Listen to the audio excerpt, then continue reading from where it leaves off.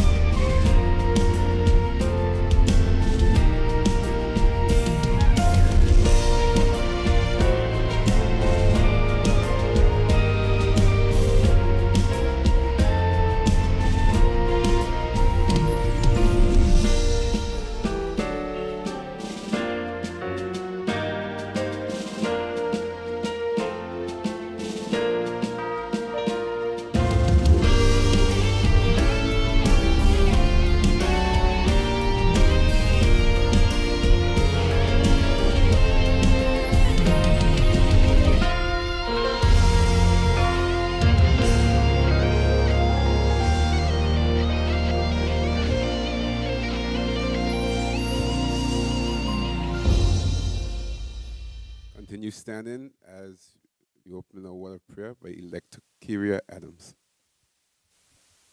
Let's all bow our heads as we pray.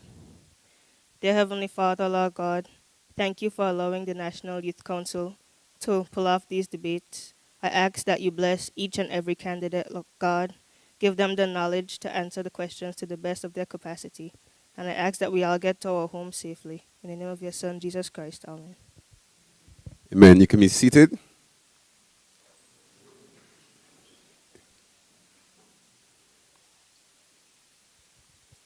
Nominees contesting the upcoming 2025 election will be given a chance to debate several areas of sustainable development. These debates seek to allow candidates to appeal to young voters and express their plans to achieve sustainable development nationally. The 2030 Agenda for Sustainable Development, adopted by all United Nations member states in 2015, provides a shared blueprint for peace and prosperity for people and the planet now and into the future. At its heart are the 17 Sustainable Development Goals, SDGs, which are an urgent call for action by all countries developed and developing in a global partnership. They recognize that ending poverty and other deprivations must go hand in hand with strategies that improve health and education, reduce inequality, and spur economic growth, all while tackling climate change and working to preserve our ocean and forests. Our sponsors are the Government of Anguilla, Flow, Titanium Audiovisual, and Milestones. Tonight, representing the Anguilla United Front, we have Mrs. Shelley Rogers Webster. Round of applause, please.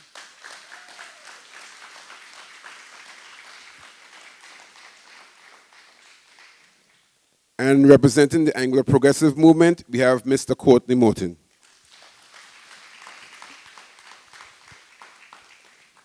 Our moderators for tonight are Ms. Roxana Brooks and Mr. Kirani Vanderpool. A brief bio of them. Roxana Brooks is a passionate youth leader with a passion for youth development. Over time, Roxana has immersed herself in a spirit of giving by becoming a member of the Lions Community Group, the North Hill Basketball Association, and the North Hill Community Action Group, where she takes leadership and assists in important community projects. Roxana believes in the phrase, service above self, community overall, and lives by those words daily. Round of applause for her, please. Mr. Kerani Vanterpool is an 18-year-old man born in and raised in Anguilla from the village of Taxation Estate. Currently in his second year of sixth form, Kerani is deeply committed to personal growth, advocacy, and excellence, striving to balance these values with his education. Beyond his studies, Kerani has a passion for football, reading, and debating.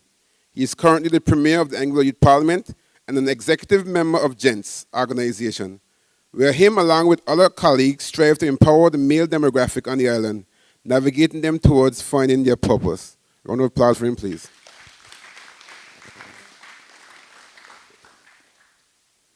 And now turn over the proceedings to our moderators. Good evening, everybody. I will now read the ground rules. Firstly, each candidate will be given 3 minutes to give an open statement. Candidates will then be given 4 questions from the moderator related to sustainable development goals. Candidates will be given 1 minute to prepare a response. Each candidate will then be given a maximum of 3 minutes to respond to the question. In this section, the candidate is only to refer to the moderator in his or her response.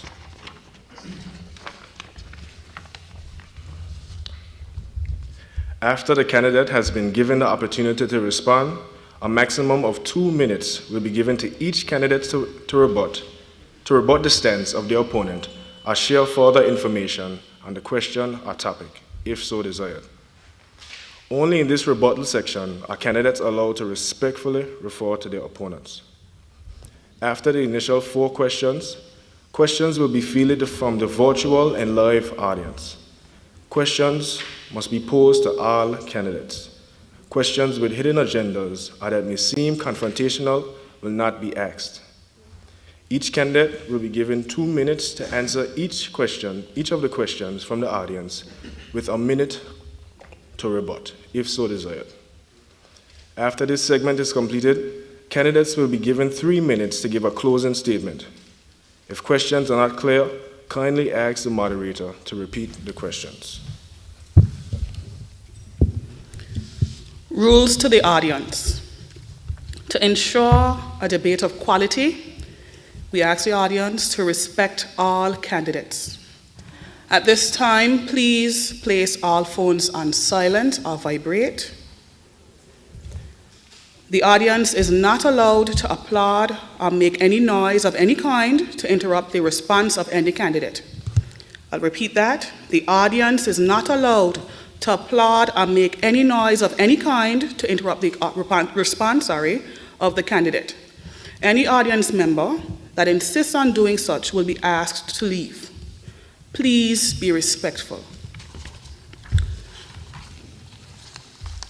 At this time, we will ask our candidates to begin with their opening remarks. I'll start with Mr. Courtney Morton. Mr. Morton, you have 3 minutes. Thank you. Good night, all. Good night to those viewing on the World Wide Web net, internet. Tonight, I bring you greetings from the North District. Tonight, I'm proud to be part of an ATM team that has placed Anguilla in a better position than had ever been in our history. We have seen this country move from a negative position to a positive position. We have seen where we have moved from a position of where we will normally ask for contributions and reach out. We have reached a position where we can easily do things without begging. Or as the coin may say, we don't have to go hand in hand begging anymore. While moving along, we take our people along with us, and we provide contributions wherever necessary, whether it be the electrical credits, the Senior Shield Program, the Junior Shield Program, and the senior food vouchers. We move this country forward, and while moving forward, we bring along our people with us. And today I'm proud to be a part of this administration. As a community, as a country, and as leaders with a vision, we always look out for the betterment of our people here in Anguilla. Thank you.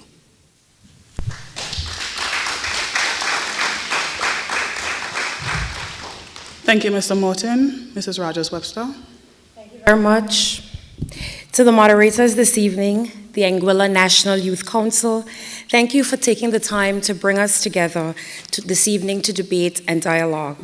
To the audience present and those joining on all forms of media, thank you for being present here with us tonight. And of course, to my esteemed colleague, thank you for taking the time to participate in this debate.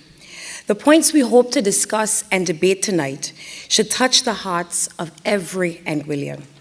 As someone who has served this community in multiple positions, from working in the tourism sector to representing Valley North in the House of Assembly, I understand the complex challenges we face and, more importantly, the innovative solutions that we need. My journey, like many others, is deeply rooted in Anguillian soil.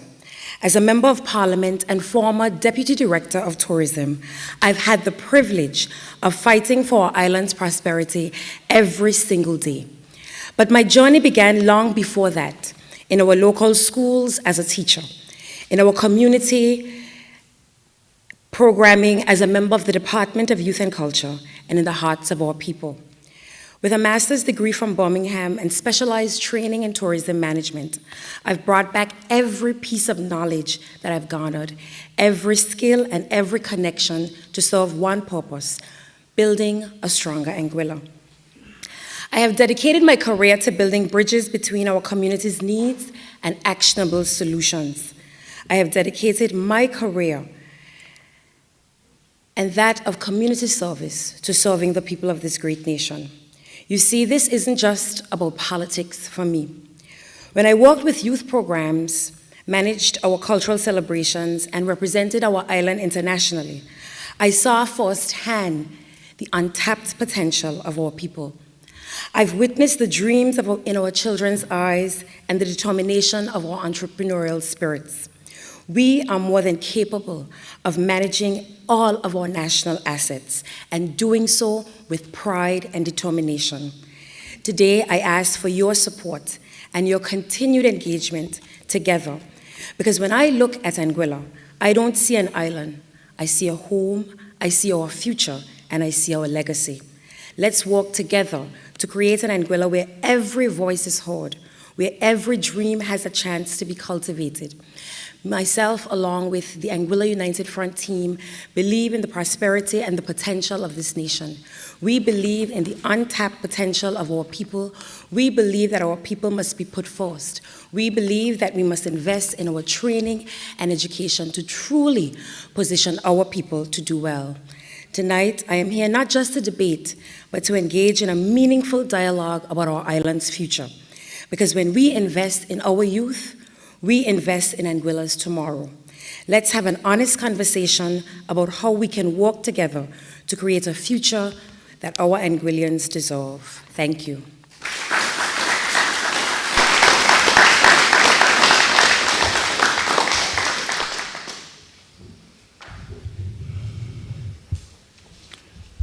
Okay, so questions will be now asked.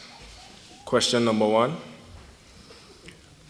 Do you think that Anguilla's current tax structure is contributing to socio-economic development? Once again, do you think that Anguilla's current tax structure is contributing to socio-economic development? SDGs 1, 2, 3, 4, 6, 8, and 9. Mr. Morton, you have the floor. Question. Thank you for that question. Prepare, if necessary. Thank you.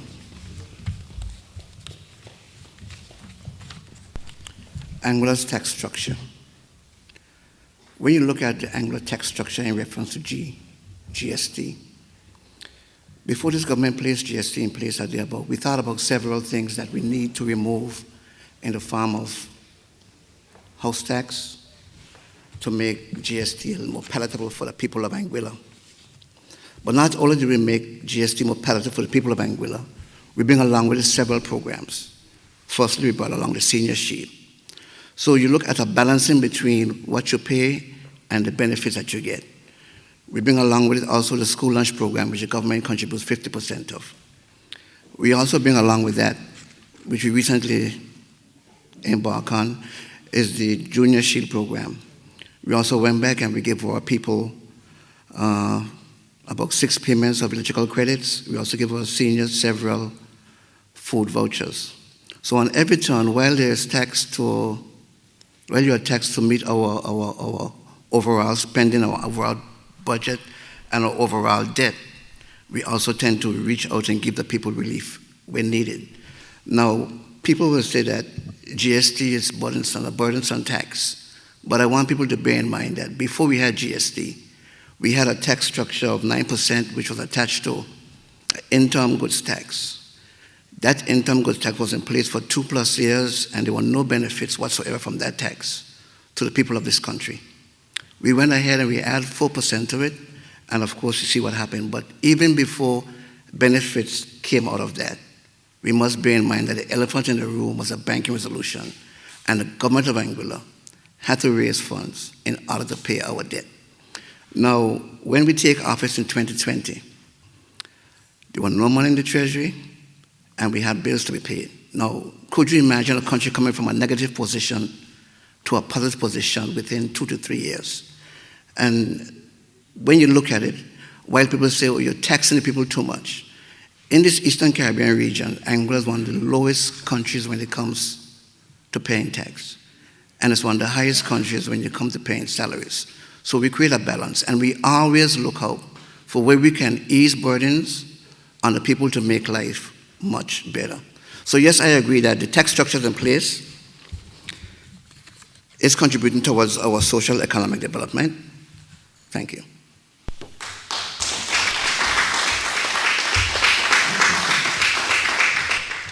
Mr. Rogers-Webster.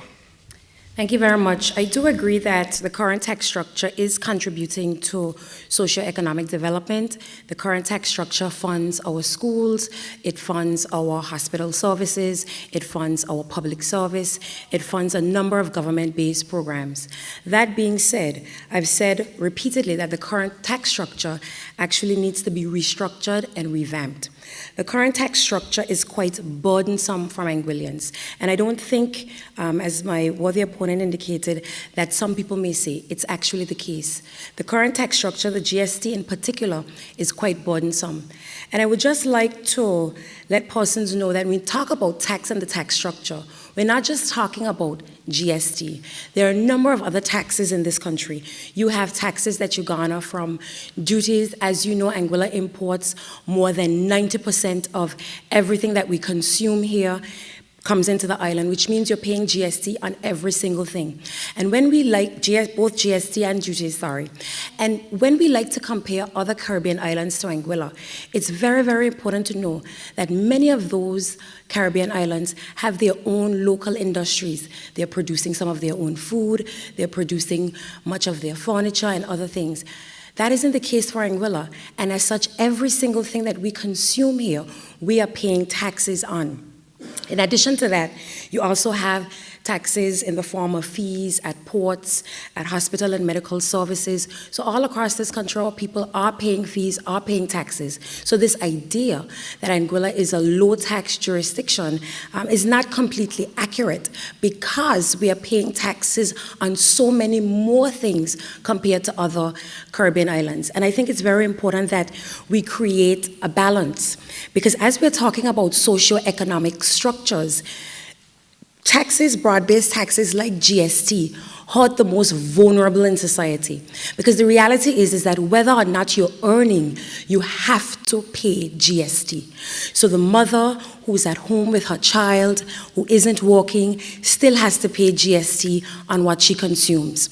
The individual who has a large business and is overwhelmed with overhead costs still has to incur costs related to electricity generation and other operating costs. So the reality reality is, while the tax structure is contributing to socioeconomic development, the tax structure is extremely burdensome. And if we want to create good balance for our people, where people can really experience a good quality of life, where they can be able to go out in the restaurants and eat and enjoy the money they make, where they can give their family experiences while taking care of their basic necessities, we need to ensure that in this country we have good balance. Balance is the key word. You cannot have the government coffers filled with money and the people's pockets empty. It's not sustainable. Thank you.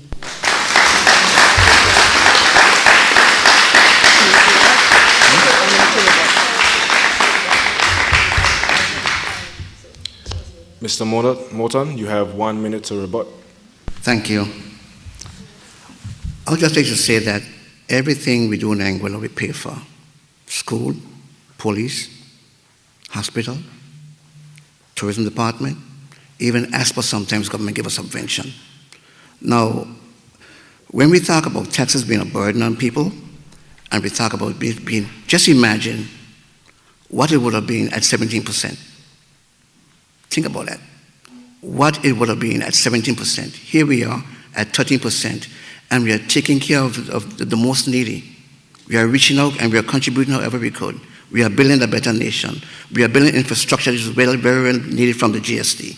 So when we say that, you know, it's a burden on people, I'm still waiting to see the first person who passed away from GST tax. I'm still waiting to hear the doctor diagnose someone who passed away because of the high cost in GST. You know, this talk about GST is just, you know, above and gone, because the way Anguilla move right now, a country must move on taxes. There's no two ways about it. If it wasn't GST, what would it have been? If it wasn't 13%, what it would it have been? So there's a lot to take into consideration here, and while we say it's a burden, I don't think it's a burden. When we speak about the burden on the poor people, up to this year, January, we remove, sorry. Thank you. Ms. Rogers-Webster, 1 minute. With all due respect, Mr. Morton, I respectfully disagree. While yourself and I may operate from privileged positions where we are able to afford a lot of the services and operating costs that exist in this country, there are many people who make far less than us and can't afford those things. So this isn't a moot point or a point that we should stop talking about. If our people are saying to us that the cost of living in this country is burdensome, that they struggle to pay the electricity bill, they struggle to pay for basic necessities, they are struggling to build, we as leaders have a responsibility to respond to those burdensome needs, and we cannot just say that it is a moot point. We also can't talk about shoulda, coulda, woulda, and what would have been, because the reality is on the campaign trail, the APM administration said that they would not implement GST, and instead they did. So this is not about what could have happened, what would have happened. This is what is happening on the ground. And the current situation is that the tax structure is burdensome and people are asking for relief, and we must address it. Thank you.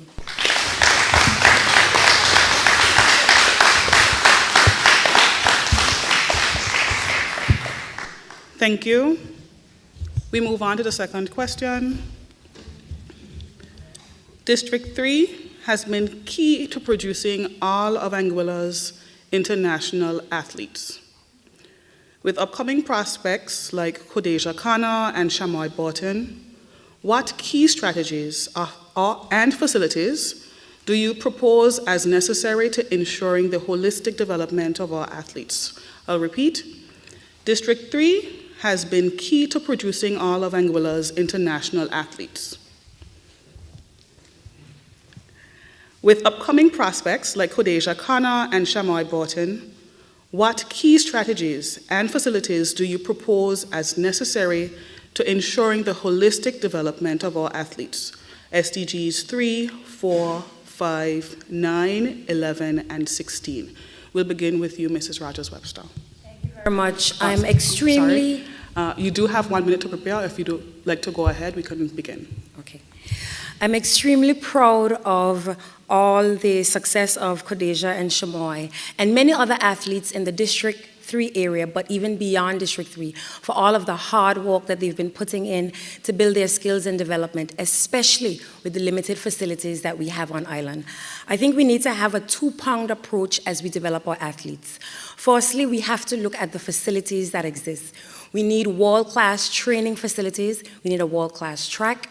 We obviously need an indoor multi-purpose facility, not just for our athletes in track and field, but also for persons in basketball and other sports. It's critically important that our facilities are up to standard, because the reality is that we've had so many potential athletes that unfortunately could not train to move on to the professional level in Anguilla because the facilities didn't allow for this. So we need to be working with the Department of Sports and other international organizations to create strong, fit-for-purpose facilities on Anguilla where our athletes can train at the highest level.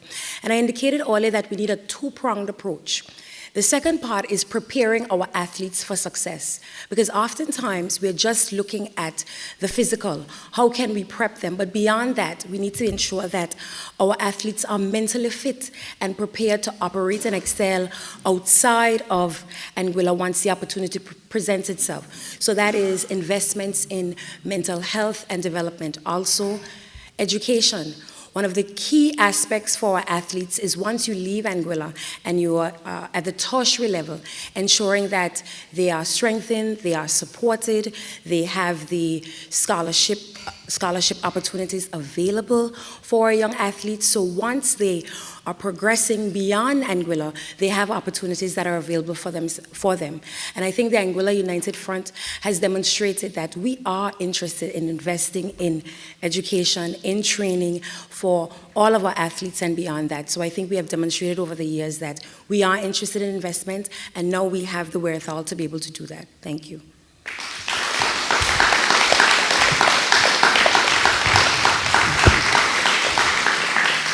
Thank you, Mrs. Rogers-Webster. Mr. Morton, would you like to repeat the question? Okay. Thank you. The APM government have set aside and put aside an increase of 100% in sport. That's to show how serious we are about our sporting with the youths. We have also created a track and field environment where we'll be soon having a track and field just opposite the old tourist board office. We are developing the Blum Point playing grounds. We're developing our Island Harbor facility. We are also developing the James Rochester Park, where we are moving out the volleyball and tennis courts, and we're developing the grounds for a cricket area. We have already invested in partnership with the Anguilla Football Association with leased land for the tough field they have now. So on every corner, this government is reaching out and doing everything we possibly can. I was part and parcel involved with the designing of the cricket stadium along with individuals from the West Indies board. And within that facility, we have training equipment for like a gym for training our athletes and building of strength. We also have programs where we will train our athletes in terms of coaching to foster on assistance to our young youths. So on and off, this government is proactive, and we are keen about the development of our youths, and that can be seen by the increase in funding towards sports and athletics. Thank you.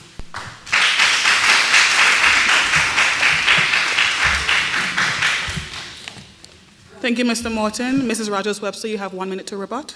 While it may be accurate that you're increasing sports funding by 100%, sports funding was extremely low. So when you say you're increasing it by 100%, increasing by 100% for a very low figure is not that much when you compare to how much money you're investing in other areas, such as infrastructure, that are not necessarily aligned with sports-based development. I also want to note that there are a number of sports facilities that have been talked about and undertaken. For example, the Blowing Point basketball facility that has been sitting there largely unfinished for what is going to be close to a year since the project has begun. done, and there has not been a priority to complete that project to date. In addition to that, there was also a sports facility that was talked about, announced on social media for the Island Harbor area for a steel frame building. Months later, that steel frame is still sitting there. Nothing has been done, no investments have been made. Again, just quite a bit of lip service and smoke and mirrors. So I beg to differ and say that the APM administration has not prioritized sports in the way it should have. Thank you.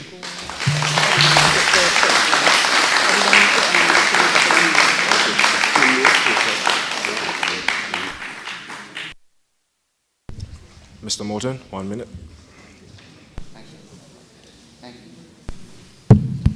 Thank you. In the last 10 to 15 years, the Island Harbor basketball court sat there without a covering. Today, this administration is making bold steps to put a covering on the roof. In the last 15 to 20 years, the Blunt Point community operated with a small basketball court just opposite the tennis court. Today, this government is making bold steps to ensure that a basketball court is put in place to replace that half court they have by the tennis court. Now, we could say that the government is not doing this towards sports, it's not doing this. But we are moving in the right direction. We are filling spots that haven't been filled before, and we are doing much more than any other administration have done towards sports. Now, to say that we are focusing on infrastructure building and we are not focusing on athletes.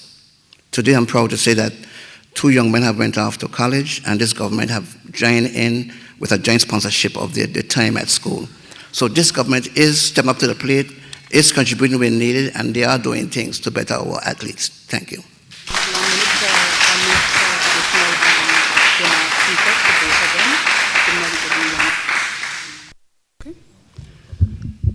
Mrs. Rogers-Webster will allow 1 minute for any additional information you'd like to present. We'll also offer the same to Mr. Morton once you'll be finished with that before we move to the next question. Okay? So you have 1 minute if you'd like to continue. I think I've made the point abundantly clear that the facilities have not been prioritized, and the people of Anguilla can speak to this, because the reality is that the Blowing Point facility has been sitting there for almost a year now, and it is not complete. The facility in Island Harbor, the steel frame building, is there, and it is not complete. The other issue is that the particular area where has been identified in Island Harbor to cover the roofing environmental impact assessment has not been undertaken for that area, because as most people know, that area is flooded quite often. So I think it's important for us not to rush into just doing things at the last minute that we think will score us political points in districts, and we need to take our time and plan well thought out facilities that our people can benefit from in the long term. Thank you.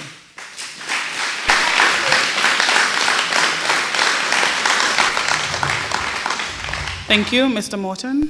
Thank you. Neither Ms. Rogers nor myself are engineers as I speak, and I'll rest that right there. Now, when we're talking about sports and facilities for youths, we could recall our facility behind the Fair Play Complex. I've been sitting there for well over 3 decades. And it kind of moved me to ask the question, why didn't the AUF develop that facility? But never mind. Come March 2nd, when this administration goes back to power, we will finish that facility. Thank you.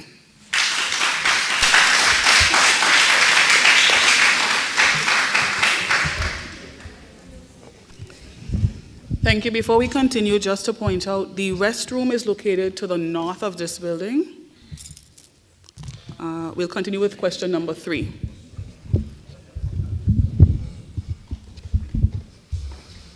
Question number 3. Tourism and foreign investment are critical to Anguilla's economy, but they often have the potential to adversely impact environmental sustainability. How will you balance the need for foreign investment with the protection of Anguilla's natural resources? I'll repeat. Tourism and foreign investment are critical to Anguilla's economy, but they often have the potential to adversely impact environmental sustainability. How will you balance the need for foreign investment with the protection of the Anguilla's natural resources? SDGs 8, 9, 11, 12, 13, 14, 15, and 17.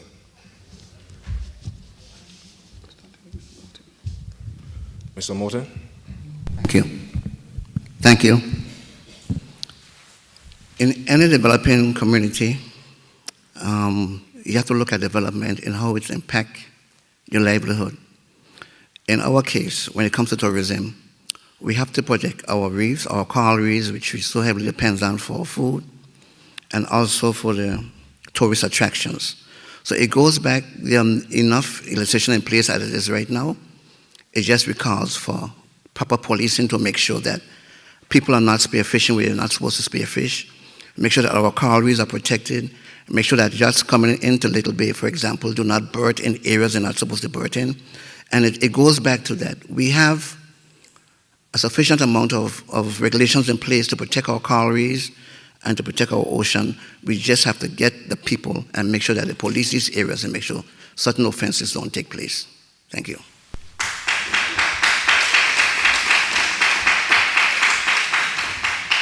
Thank you. Mrs. Rogers-Webster. Thank you very much. I think over the years, Anguilla has adopted a relatively good model for tourism, where you have high value, low volume, which means that the impact of the footprint, the environmental footprint, has been very moderate over the years. And I think Anguilla needs to continue with that model in a very measured manner while still diversifying niche areas within the tourism economy. One of the most important things is really prioritizing environmental impact assessments. This is whether you have projects on land or on water. Because what environmental impact assessments do is they consider all factors in the as it relates to all factors in any sort of development that you're doing.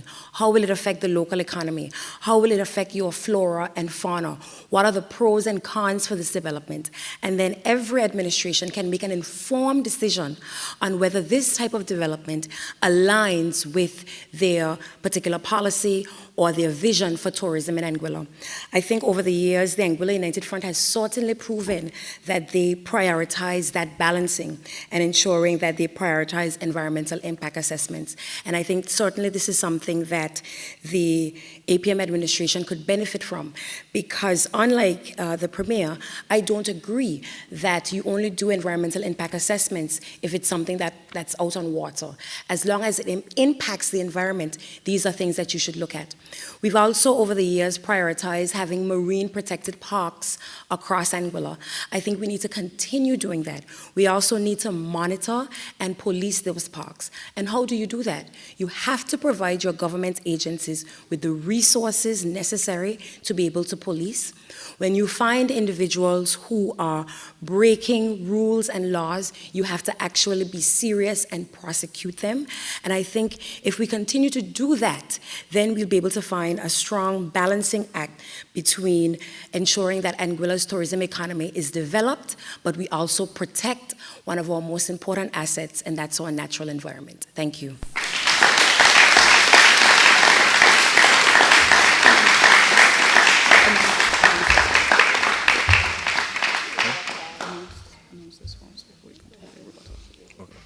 So before we continue the rebuttals, we'll be accepting 2 questions from the audience.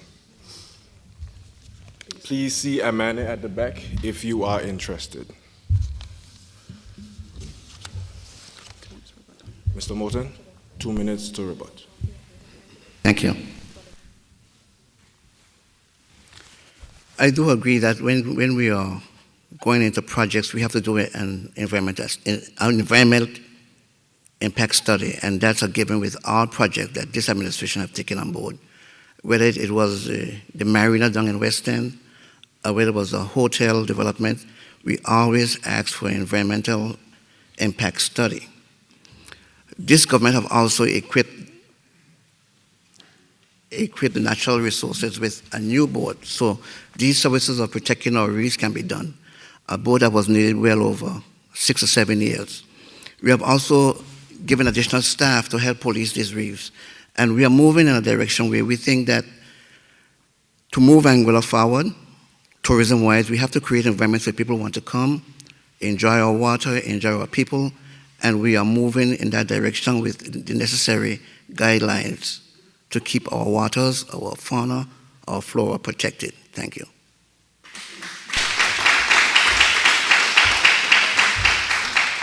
Thank you. Mrs. Rogers-Webster, 2 minutes to rebut.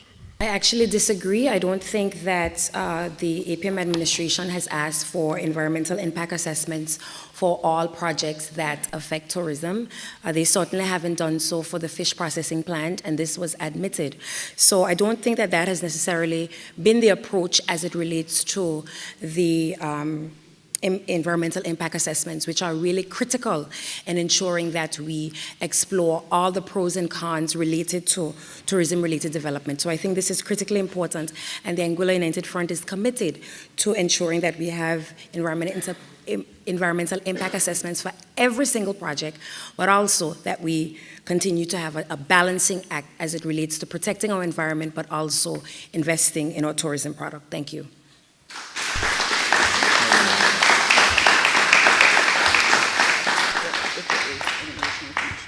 Thank you.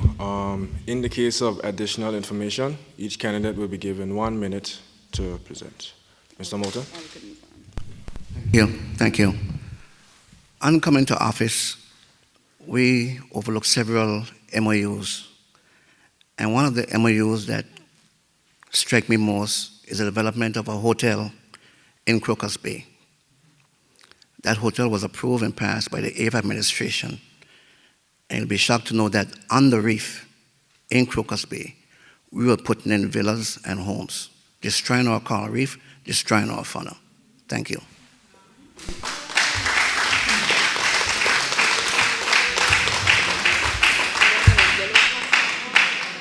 Thank you. Mrs. Rogers-Webster. Thank you. I think, as Mr. Morton is acutely aware, the planning department and other related departments have specific specifications in terms of being able to build on specific places as it relates to our island, particularly on reefs and those sort of things. So I find that a little bit difficult to believe, but I will leave that there. Thank you.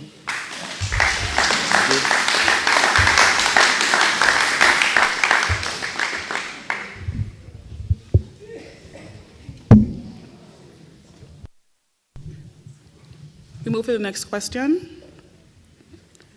Considering our economy's susceptibility to external shocks due to our reliance on tourism, what are your plans or strategies for economic diversification? I'll repeat. Considering our economy's susceptibility to external shocks due to our reliance on tourism, what are your plans or strategies for economic diversification? This is pulled from the SDGs 8, 9, 11, and 17. We'll begin with Mrs. Rogers-Webster. You do have 1 minute to prepare, or if you'd like to begin, we can go ahead. Thank you.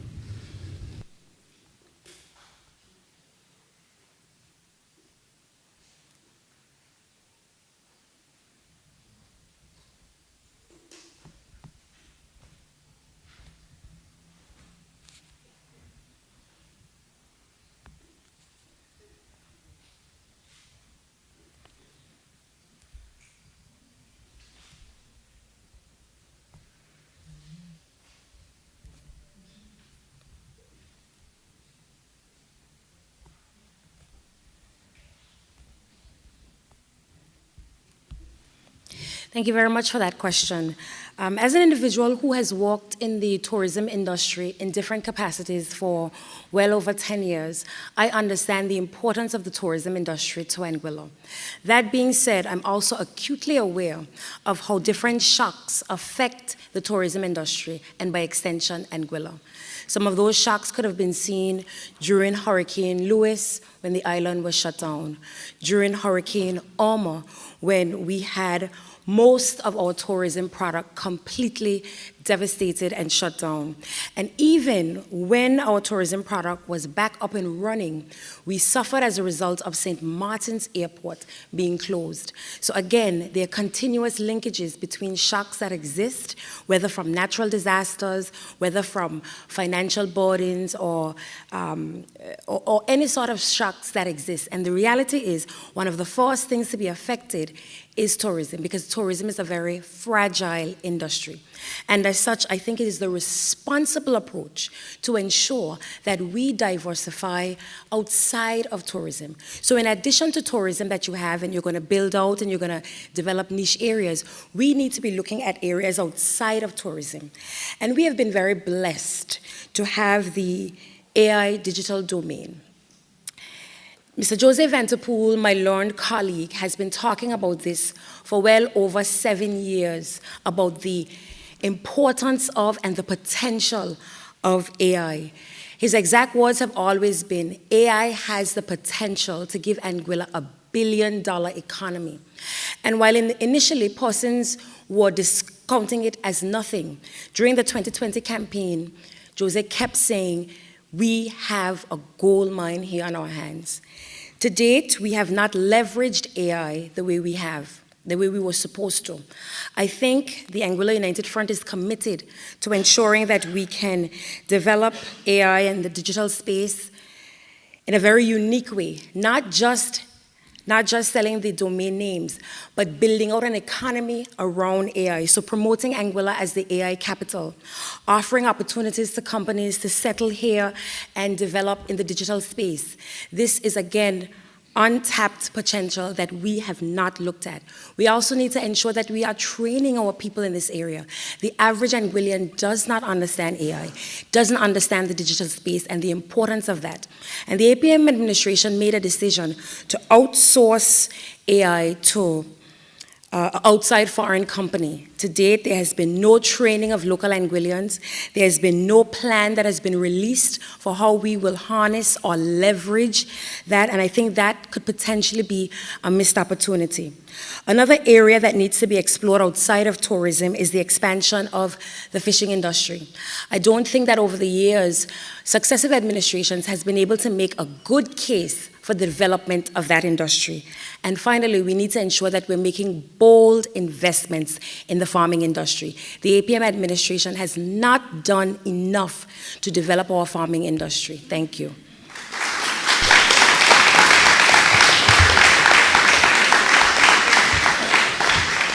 Thank you, Mrs. Rogers-Webster. Mr. Morton, you have 3 minutes.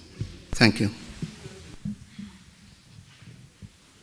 Concerning our economy, susceptible to external shocks due to reliance on tourism, what are your plans or strategies for economic diversification?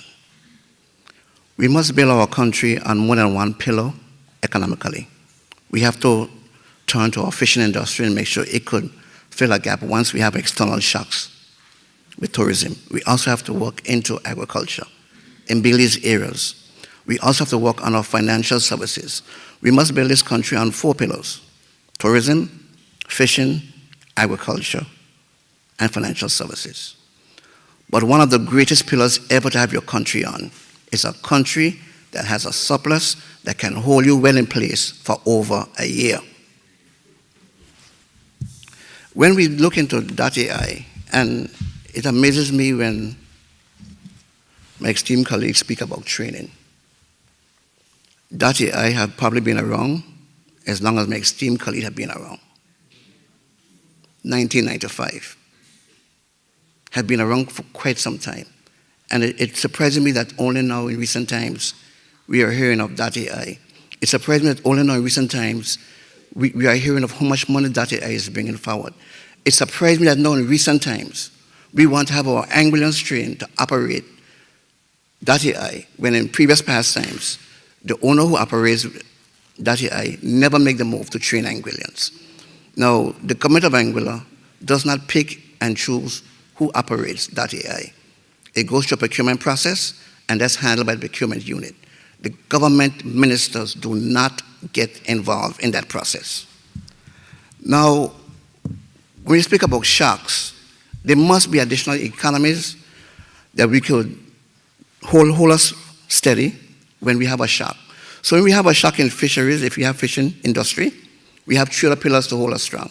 If we have a shock with agriculture, we have 3 other pillars to hold us strong. But we have to build Anguilla on 3 basic economies: tourism, fishing, agriculture, and financial services. all backed by a well-strung surplus in our accounts. Thank you.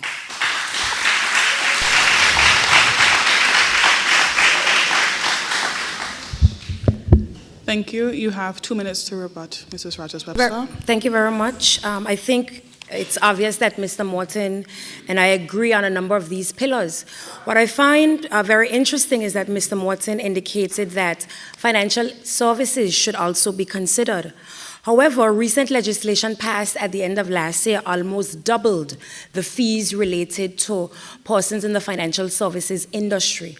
So much so that the local Anguillians who own financial services related businesses have sold those businesses. So now you have a handful of businesses in this country that are not local-based businesses who own many of those smaller businesses.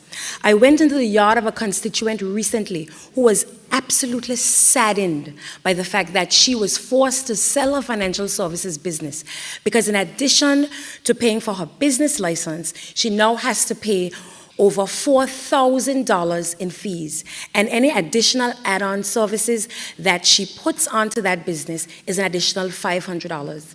Also, Mr. Morton would have indicated that he's wondering if it's only now that we are realizing that AI exists and training is needed. It's only within the last few years that we've seen how AI has boomed. We've seen how the .ai domain, as a result of artificial intelligence, has taken off. The reality is, as a government and as an administration, you have to look at what's happening on the ground around you and be in a position to respond to that. 10, 15 years ago, AI was not as popular as it was now. AI wasn't raking in the millions of dollars it was. In 2016, you were making about $750,000 per year. Now you are making about $11 million potentially a month. And so by the time you finish with the year, you're looking at $100 million. And this is with you doing absolutely nothing, developing it in no way, shape, or form, just handing it over to a foreign company to manage. Imagine if you are training up your people, investing in this industry, growing this industry, and really leveraging it. Imagine the sort of money that you can make and ease the burden of GST on your people. Right.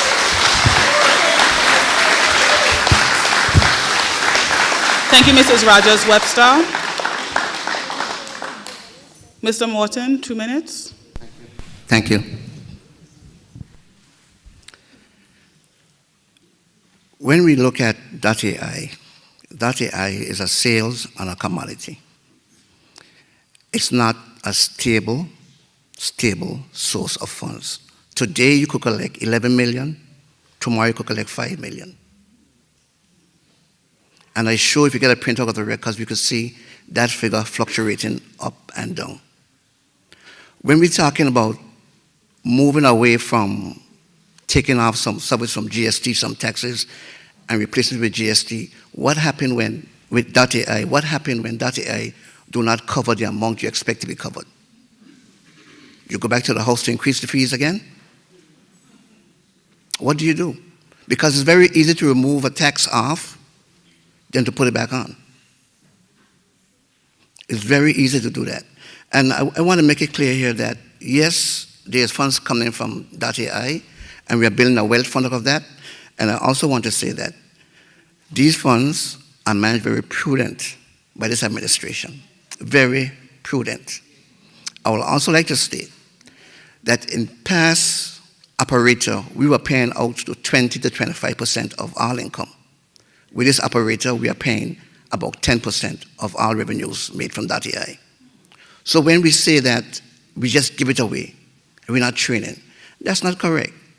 When this contract expires in 5 years, we will have our IT department up and ready to take over and run the process of operating .ai. And that's a move in the right direction. Thank you.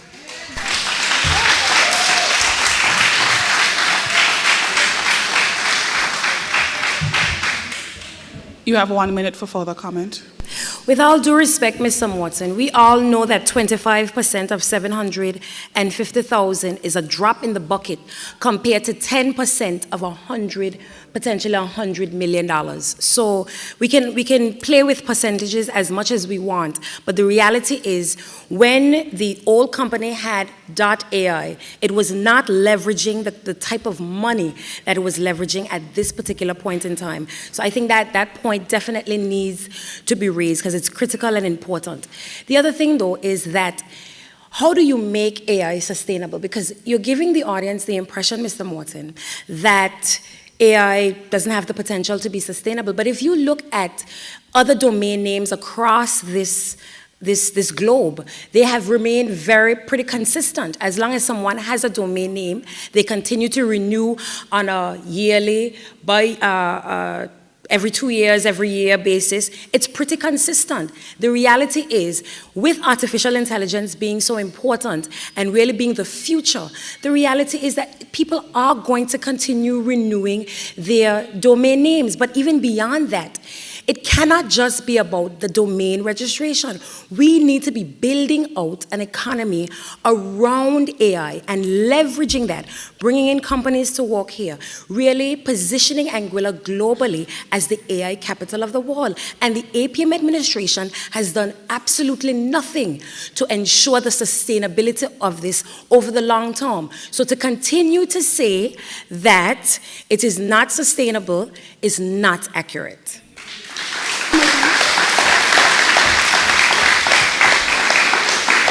Thank you, Mrs. Rogers-Webster. Mr. Morton, you do have 1 minute if you wish to add some information to contest Mrs. Rogers-Webster's point.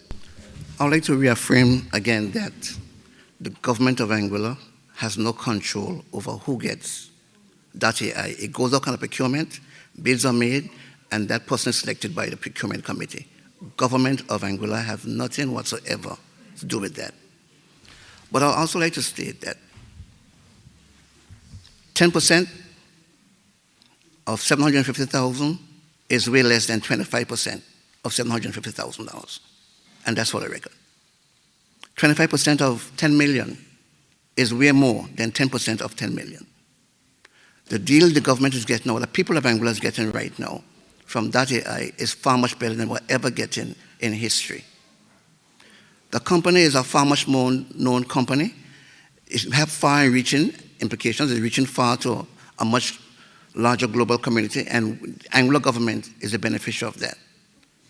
And of course, from the returns from .ai, like I say, we're building a wealth fund that will be there to assist our people in time to come. Thank you.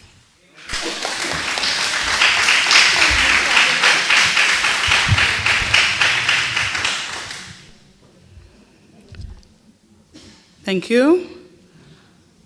We have a question from the audience. We're going to move on. And audience, I know you're trying your very best to remain quiet. I'm hearing a little murmurs. So let's get back to the beginning where we remain quiet when the candidates are speaking, please. We have a question from the audience. It will be posed to Mr. Morton first, followed by Mrs. Rogers-Webster.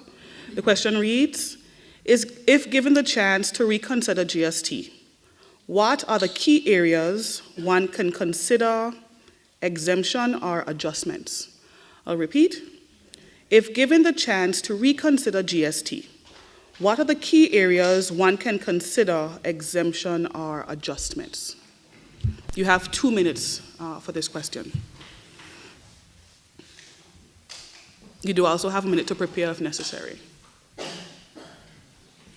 If we have to revisit GST, I think one of the things that we are really putting in place is to remove GST for home building supplies for first-time owners.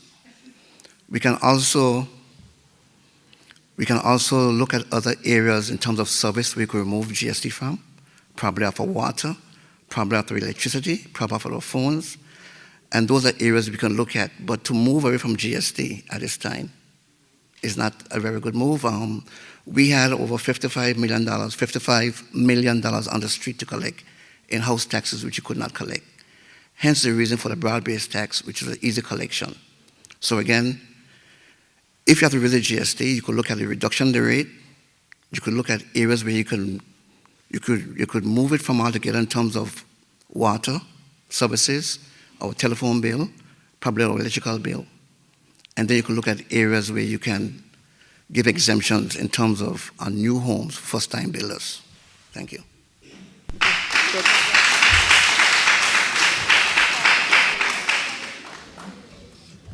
Thank you. Mrs. Rogers-Webster.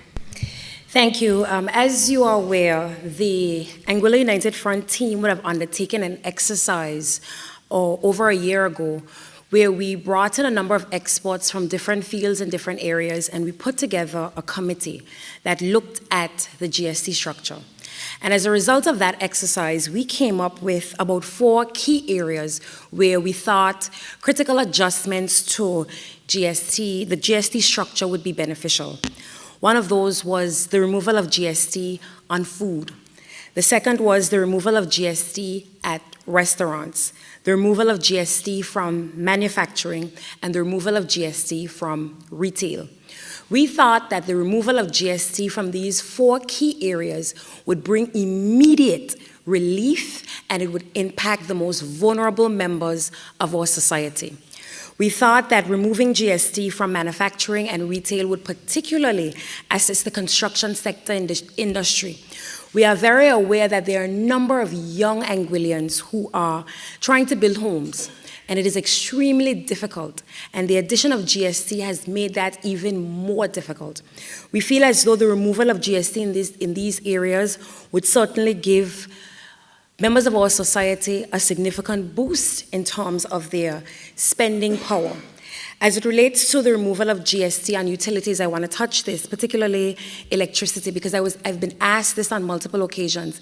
It was not included in our GST relief plan, and one of the reasons is because we are interested not in removing GST from that area, but in ensuring that we adopt Anglet's renewable energy plan, which would drastically slash the cost of electricity, and that's the level of savings. So it's more than just 13% being reduced on your bill, but up to 50 to 60 and even 70% by the 3rd phase of Anglet's renewable energy integration plan. So for us, those 4 key areas would drastically adjust the structure of GST and give our people immediate relief. Thank you.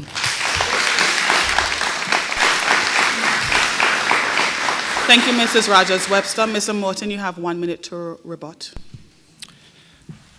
In reference to Anglec renewable energy proposal, I'm a director on the Anglec board and have never seen a proposal for renewable energy to Anglec. It never came to the board. So I wish my esteemed colleague could share that with me sometime. Have never seen one. Anglec board have sat down time and time again. We have looked at the reduction in electricity. We have removed 23% from the fuel surcharge. We have also put up a PPA for the purchase of a renewable energy farm in 25 megawatt area. That will reduce the power of electricity significantly. When we're looking at GST again for certain products,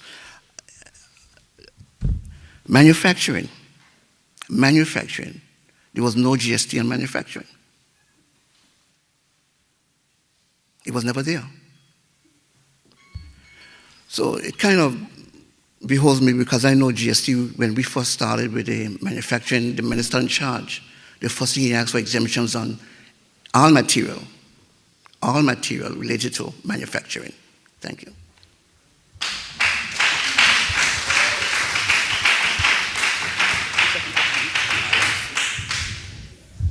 Thank you.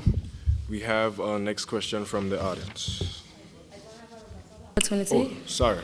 Okay. 1 minute to rebut. Okay, My apologies. thank you. First of all, the removal of GST is on manufacturing products. That is a fact. So I disagree with Mr. Morton on that. As it relates to the Anglec situation, 2 years ago, the board of Anglec, under the leadership of Mr. David Carty, a board that was installed by this APM administration, along with the general manager at the time, the CEO at the time, who was also appointed under the APM administration, would have come to the public in a press conference and indicated that they had a plan for renewable energy integration for Anglic. That plan was shared in a press conference setting. Shortly after that, there was a very adversarial relationship between the APM administration and the board that they would have appointed. As such, they would have changed the board. That board would have included Mr. Morton, and I think it would have been the responsible thing for Mr. Morton and that board to ask the then CEO about the proposed plan, to explore the options involved in that proposed plan. But since that time, a number of us, including myself, have ventilated that proposed plan in the media. So I think the responsible thing as a board to do would be to approach the then CEO and find out from him what was detailed in that particular plan to see if it was feasible, because that's the responsible thing to do. What is not responsible is to fire that CEO without cause and have Anglic paying the money for that CEO and paying the money for that CEO to date Mrs. while Rogers there's no Webster. services being Thank you very much. Thank you.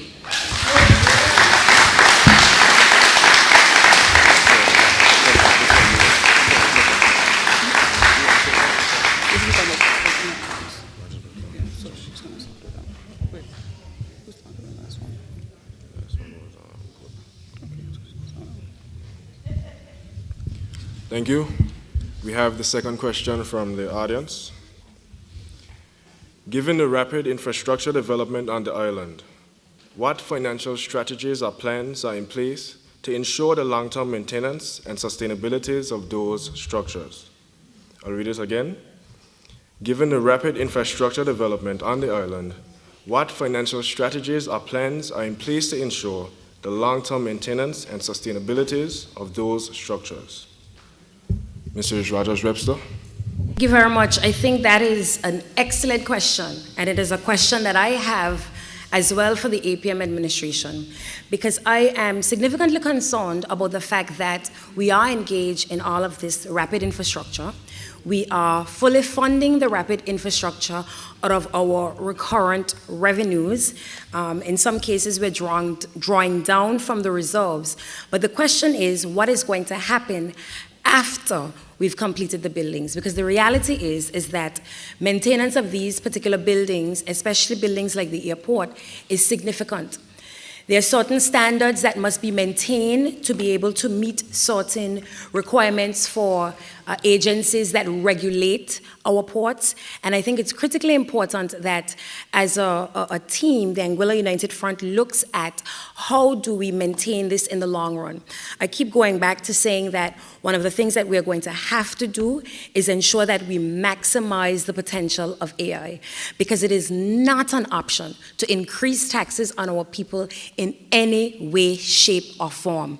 We believe that our people at this point in time are extremely burdened through taxes. So what we need to do is leverage the potential of AI in the immediate as much as we can, so that we can maximize the money that we receive from that, and then utilize some of those funds to help to maintain these structures that the APM administration have rapidly undertaken to build, and then we in turn have to ensure that it's being maintained after the fact. Thank you.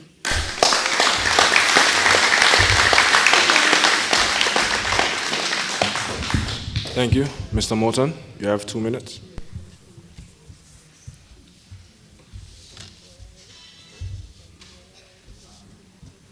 Thank you. I find it a little difficult to believe that if there's an expense for maintenance attached to the airport, we shouldn't go ahead and construct it. I kind of can't believe that one at all. The growth of this country, a sustainable growth of this country, depends on the development of the airport. Airport heads and beds, and the spin-offs, the car rentals, the grocery stores, everything associated with that, even young entrepreneurship. When you're dealing with the airport, you have things like landing fees associated, vending fees inside the vendoring of the airport, parking fees. You're building a new structure. It'll take you 2 or 3 years down the road for maintenance. Of course, you can do a touch-up with painting here and there. But I find it very hard to believe that we shouldn't build our infrastructure because we can't maintain it with fees. That doesn't make any sense at all. Absolutely. It's like telling me do not build the Lansing Bowl because we can't maintain with the fees. It's like saying do not complete the school here because we can't maintain with the fees. Maintenance fees. I mean, it's kind of ridiculous, and that piece I don't understand. Because every infrastructure project that this government embark on is a well-needed infrastructure project. We have to invest $17 million in the development of the Vortex Center here at the school. Should we build that, or should we leave it dormant because of fees? Thank you very much.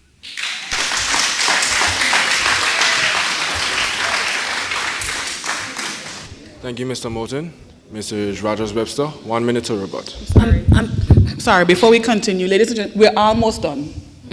We're almost there. Let's finish strong, please.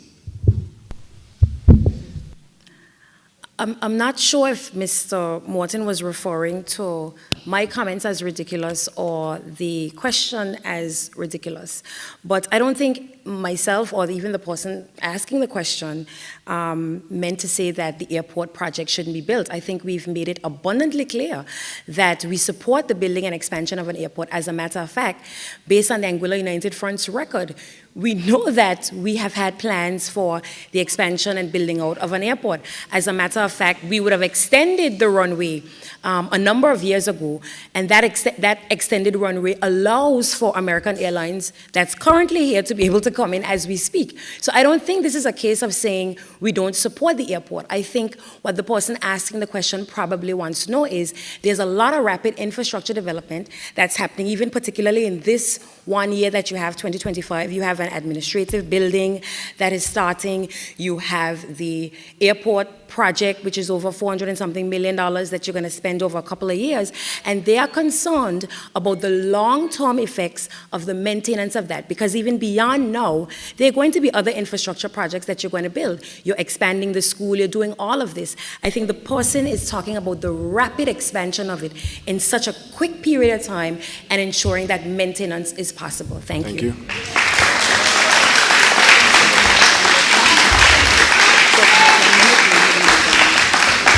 Thank you. Mr. Morton, 1 minute. Thank you, sir. And I definitely was not referring to the question. My esteemed colleague said she had the same feeling because the costs involved in maintaining these buildings. She said it.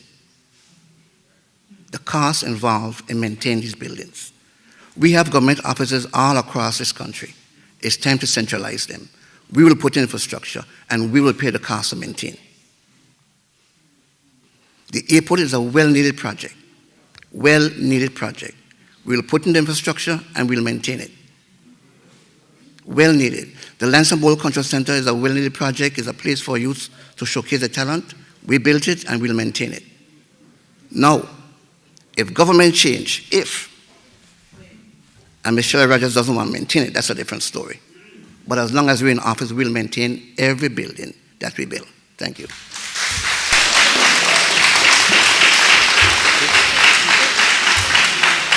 Thank you.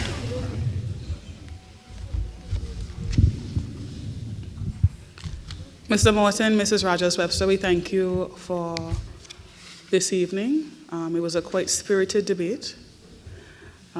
We will now have 3 minutes for closing remarks. We will start with Mr. Morton. Thank you very much. It has been an honor to take part in this debate, and I'm grateful for the opportunity to share this vision and my convictions of this progressive movement. Leadership demands practicality from the beginning, and we never promise perfection. We promise progress. When we took office in 2020, Anguilla stood at the edge of collapse. With steady hands and determined hearts, we steered this nation to solid ground. And the moment we could stand firmly, we did what leadership demands. We invest in our people without hesitation and without discrimination. Today, no one can deny that Anguilla has moved forward. Our economy is stronger, our environment is better protected, and our people are being empowered. But we are not finished. There is still work to be done, still dreams to fulfill, still futures to build. And so the question before us is this: who will you trust to continue developing the promise of Anguilla? To the people of DC3, I ask you to stand with us. Say yes to real progress. Say yes to strong community development. Say yes to progress. I humbly ask for your trust, your belief, your vote on February 26 and 27. Let us move forward together. Thank you and good night.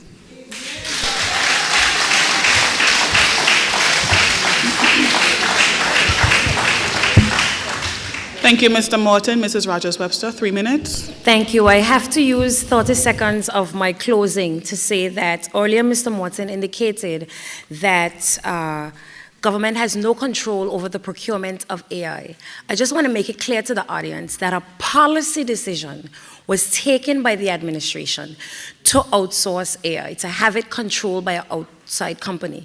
Government could have made the policy decision to have it controlled and managed internally by a grouping of IT professionals from Anguilla, those who may be living in the diaspora. So that was a policy decision that was made. So I just wanted to make that clear. Ladies and gentlemen, tonight we have engaged in an important discussion, one that speaks to the heart of Anguilla's future.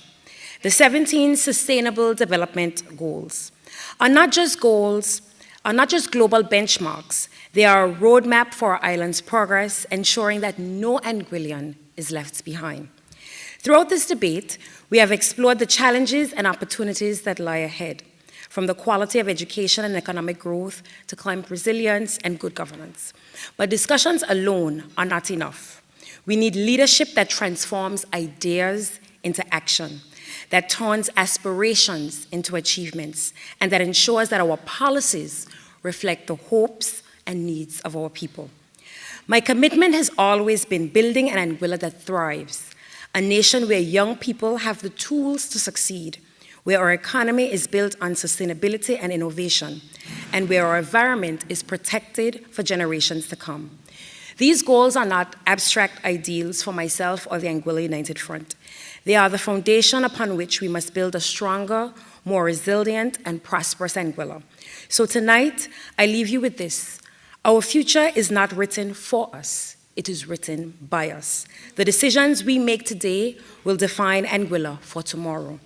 I stand ready to continue the work with you to champion policies that reflect the shared ideals of Anguillians and to ensure that every Anguillian, young or old, has a stake in this nation's future. Together, let's turn that vision into a reality and build a nation that is sustainable and unstoppable. Valley North, I have served you for the past 2 years with grace, with distinction, and with honor. It has been a privilege to serve. Within that 2 years, I have had a number of community-based programs that range from the back-to-school program, the passport-based program, the financial literacy workshop program, and many others. Together, imagine if I've done all of this in opposition, what we can do together as a Minister of Government. I look forward to serving you now and beyond. Thank you.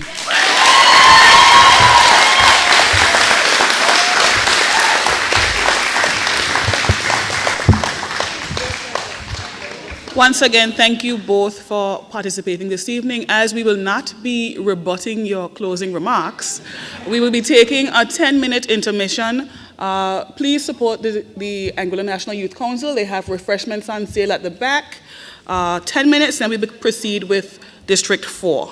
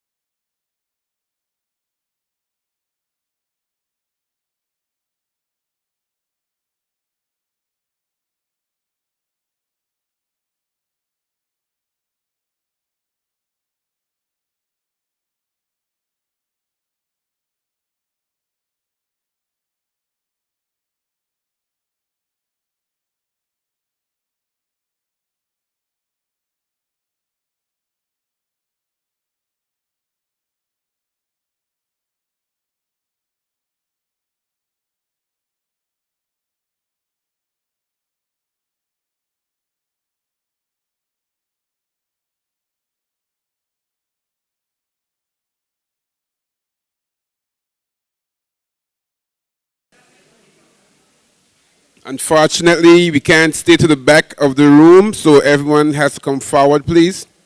We're ready to resume.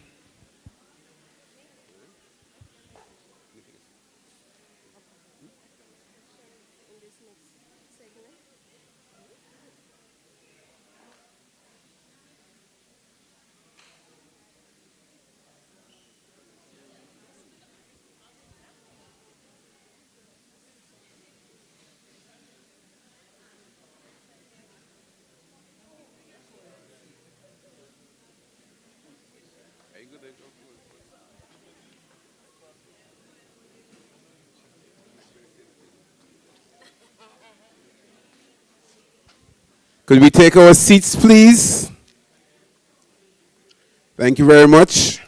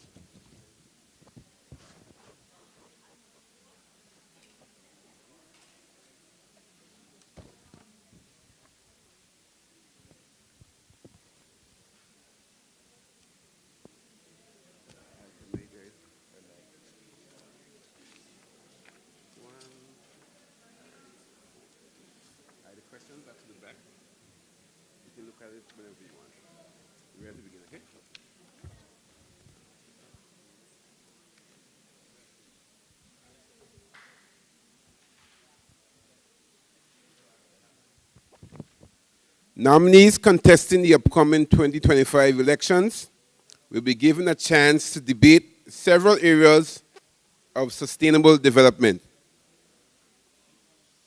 Can we settle down, guys, please? These debates seek to allow candidates to appeal to young voters and express their plans to achieve sustainable development nationally. The 2030 Agenda for Sustainable Development, adopted by all United Nations member states in 2015, provides a shared blueprint for peace and prosperity for people and the planet now and into the future. At its heart are the 17 Sustainable Development Goals, also known as SDGs, which are an urgent call for action by all countries, developed and developing, in a global partnership. They recognize that ending poverty and other deprivations must go hand in hand with strategies that improve health and education, reduce inequality, and spur economic growth, all while tackling climate change and working to preserve our oceans and forests. Our sponsor are the government of Anguilla, Flow, Titanium Audiovisual, as well as Mindstones. Tonight, we have representing the Anguilla Progressive Movement, Ms. Deanne Kentis-Rogers.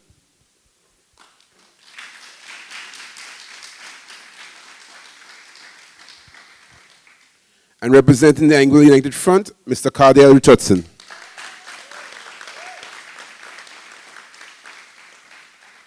Our moderators for tonight are Ms. Wendisha Hodge. She is an avid member of the Pathfinders and the Secretary of the Anguilla National Council. Round of applause for her, please.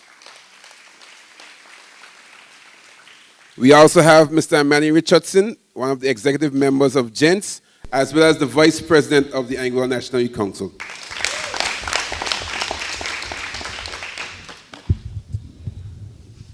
Good evening.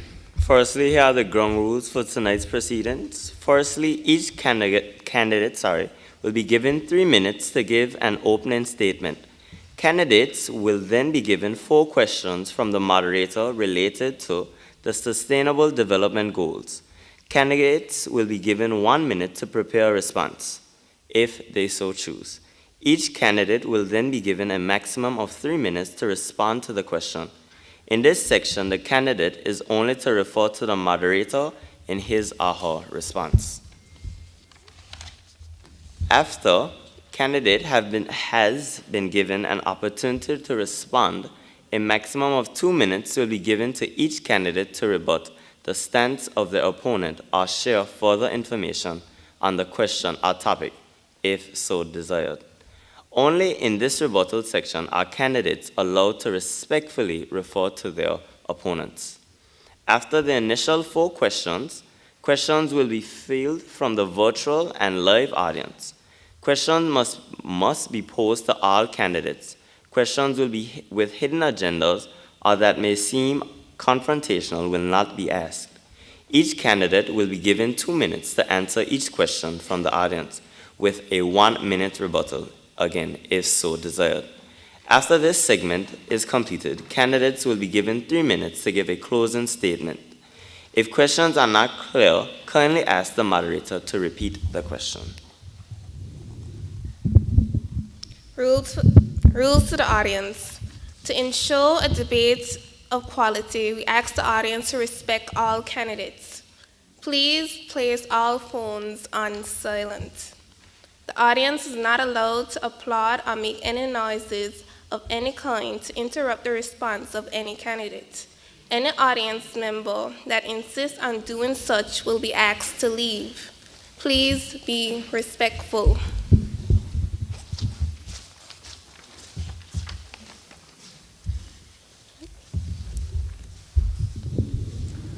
So without further ado, we'll have question 1. We'll start with Ms. Kentish Rogers.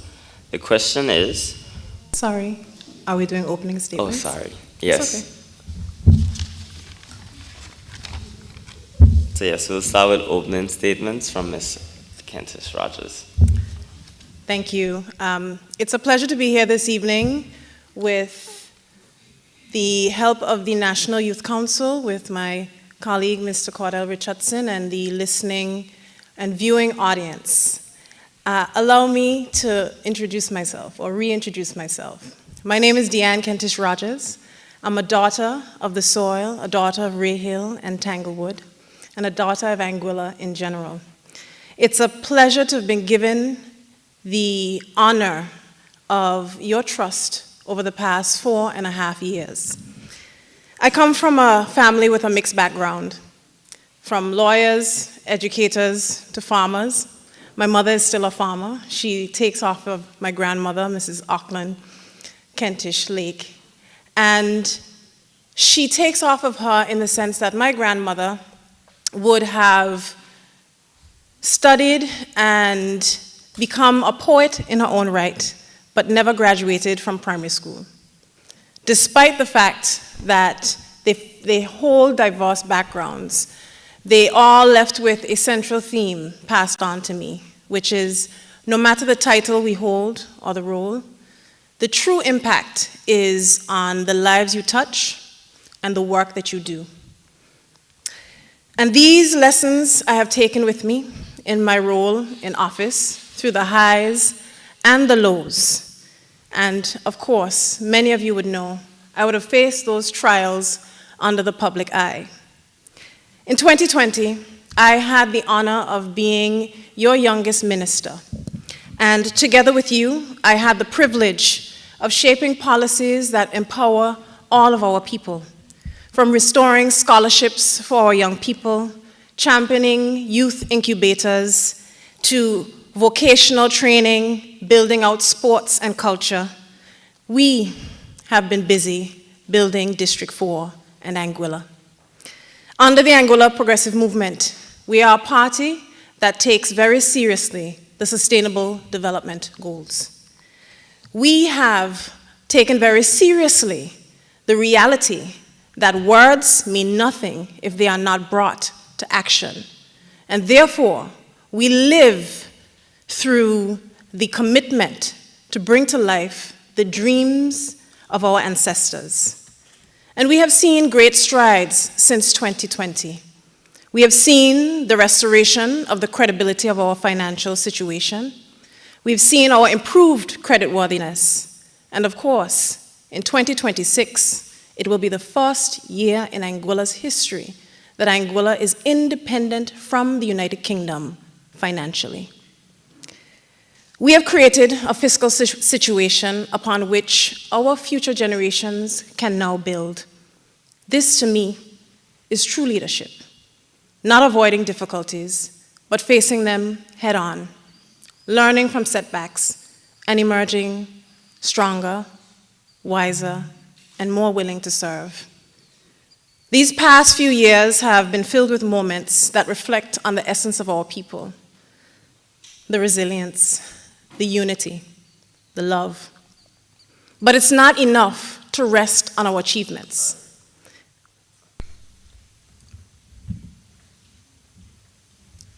We need to build together. And with that, with a record of delivering, I ask you to restore your trust in me again. Thank you.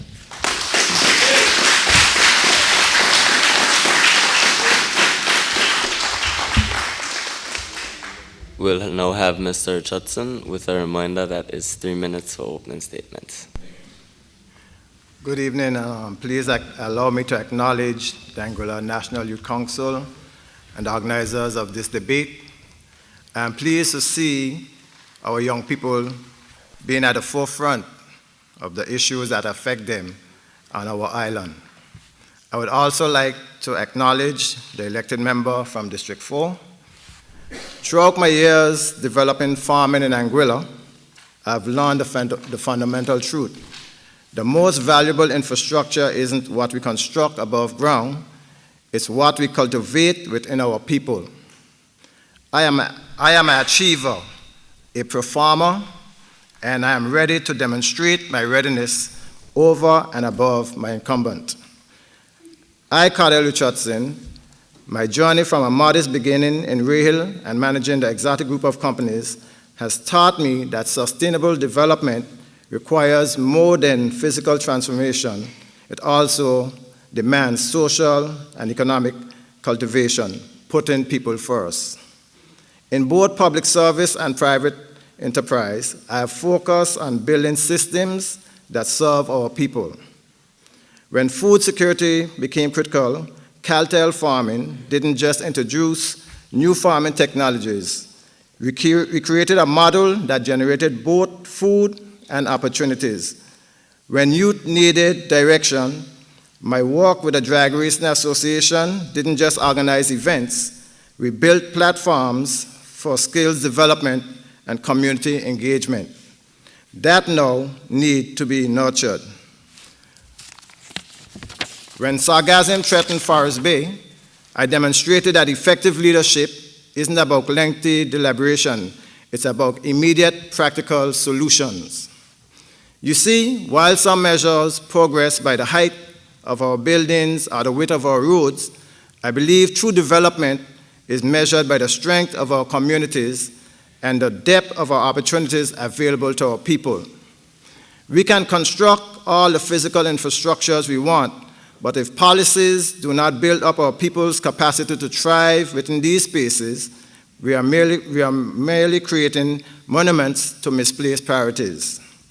My experience managing successful businesses has taught me that economic growth isn't sustainable when it comes at the expense of the people's well-being. Development should not be a burden to our citizens carry. It should be a ladder they can climb.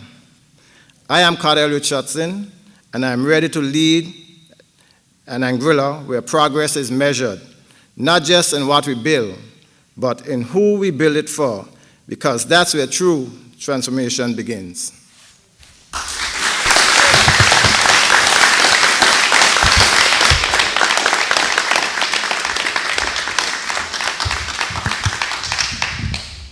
Thank you very much.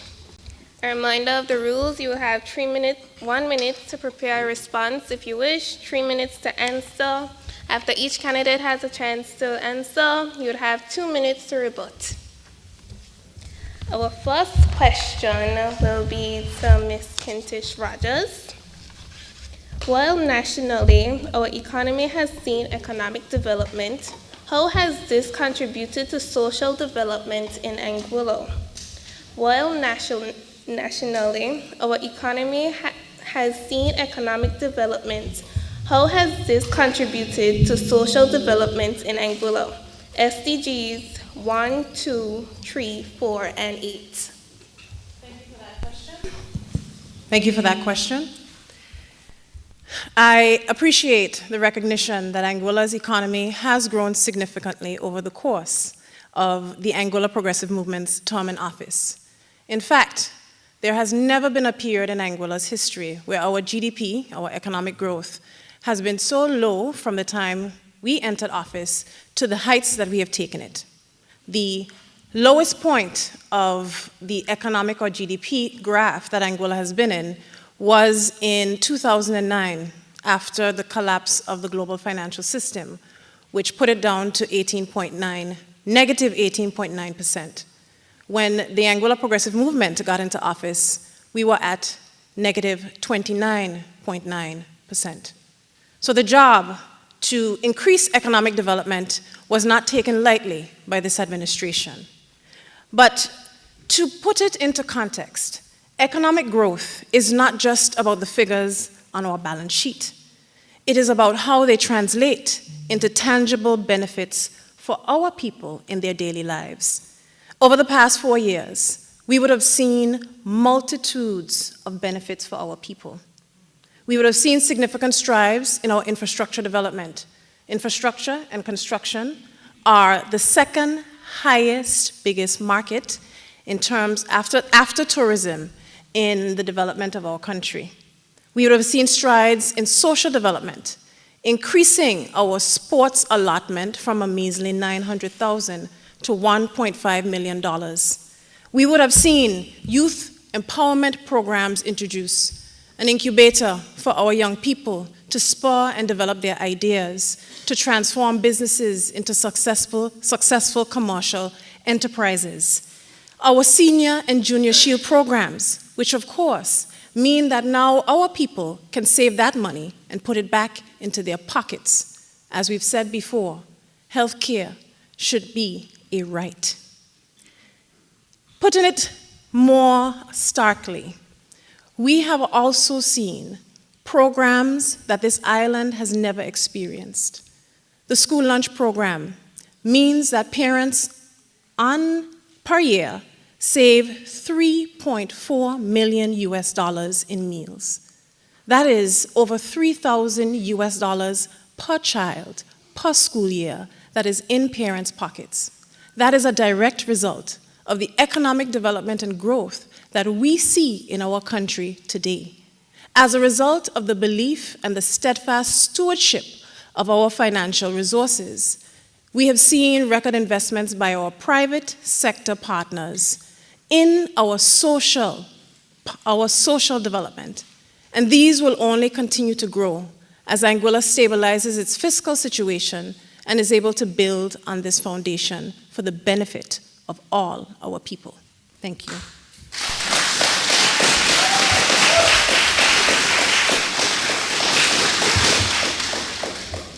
Mr. Richardson, you have 3 minutes. Okay. While our national economy has seen economic development in certain areas and infrastructure and different technology, digital, AI, I still feel as if we were left with an economy that has not fully sustained or fully developed and grown. We have seen small grant startups for small businesses, yet some of our young entrepreneurs still feel like they're left out and have no opportunities for business growth. We have to create an environment where all of our citizens can thrive and feel as if they are part of society. Development comes in a lot of different ways. So while we boast and toot about economic development, we still have to make sure that our people are developed.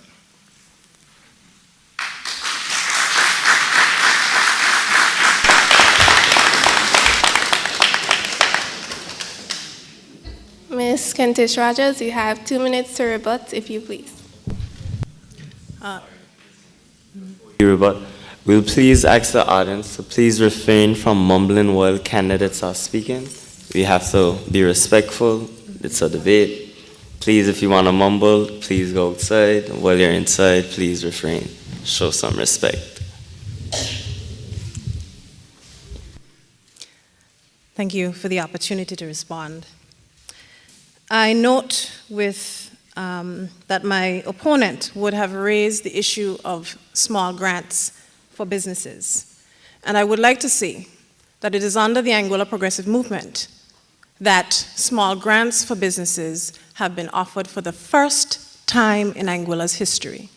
While it is recognized as an international best practice for building our communities and building our businesses, the government of Anguilla was left in such a dire financial position by the Anguilla United Front administration that this administration had to start from scratch.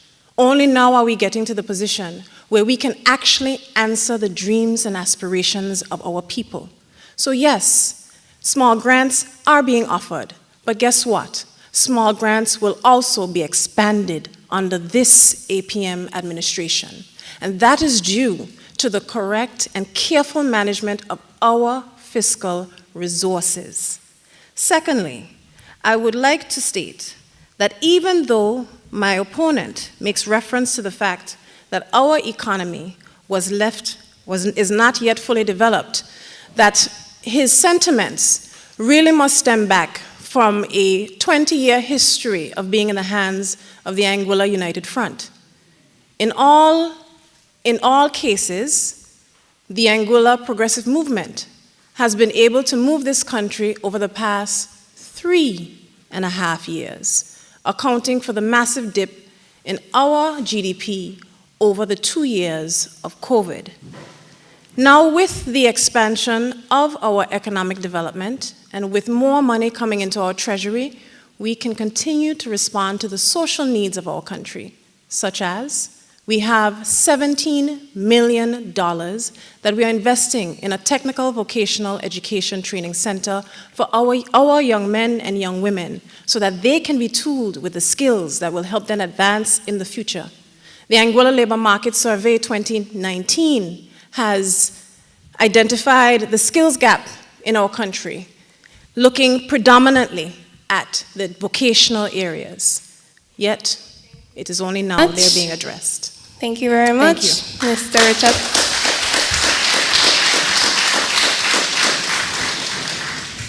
Mr. Richardson, you have 2 minutes.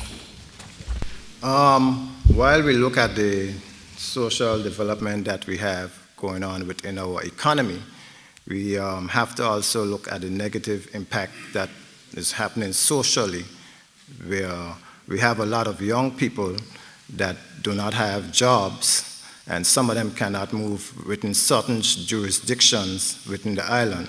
So those are other issues that we also need to tackle within Anguilla that this current administration have not done effectively.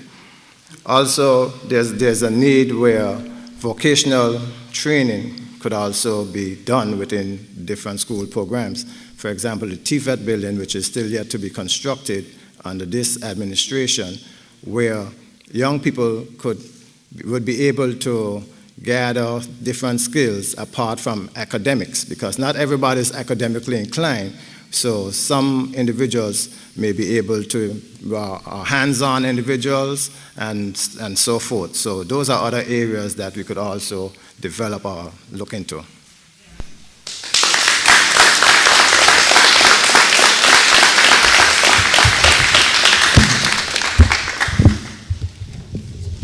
Okay, for question 2, we'll now start with Mr. Richardson. What specific tax reform policies would you advocate for in order to alleviate the financial strain on the general populace, while simultaneously safeguarding the government's revenue streams? SDGs 1 and 8. You have 3 minutes to respond. You also have a minute if needed.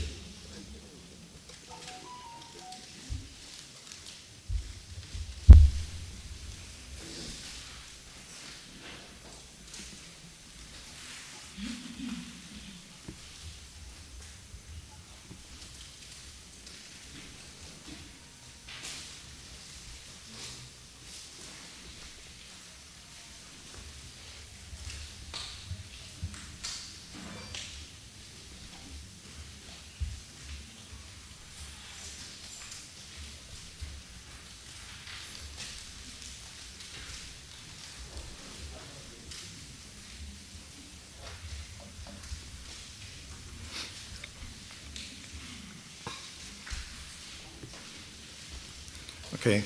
While taxes are important, I do strongly believe we could seek other avenues to generate revenue that would not directly burden our citizens by introducing other tax. We could look at farming as an additional way to bring in revenue by unfinished preventing agricultural training in different sectors, limiting the support for local farmers. These are areas, support for other farmers, whether through technology improvements, hydroponics. So those other ways will tap into other markets and create revenues that will be able to bring in additional revenue, and we don't necessarily have to tax our people anymore. Also in technology, we could look into opportunities in bringing in tax hubs, where we could then train our local individuals and create job opportunities for other individuals within the country. Sports tourism is another avenue that we could look to generate additional revenue to bring in additional funds within the economy. Drag racing is very dear to me. When we travel, there are not enough heads in beds. The rentals, there are not enough rentals. So it's the same concept that could be incorporated into Anguilla. So instead of taxing or adding on additional burdens on our citizens, we could then look at other ways to generate revenue streams and bring in revenue into Anguilla. Thank you, Mr. Richardson. We'll now have Ms. Kempis-Rogers.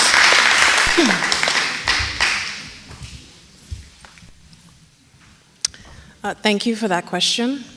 I believe that whenever we're looking at tax reforms, there is always a need to strike a balance. While we, as a developing country, a small island of developing states, we are very vulnerable to a lot of external shocks. And I know that people in the audience would have heard of President Trump's proposal for tariffs on countries, and those measures will all have an impact on our way of life here in Anguilla. The question, therefore, is, and the question most people will ask is, how will a country respond to those measures? And the current tax measures are pitched at the level of 13%, which allows us to look at sustainability, but also allows us to respond to unforeseen occurrences. That being said, there are other ways for us to reform our tax system.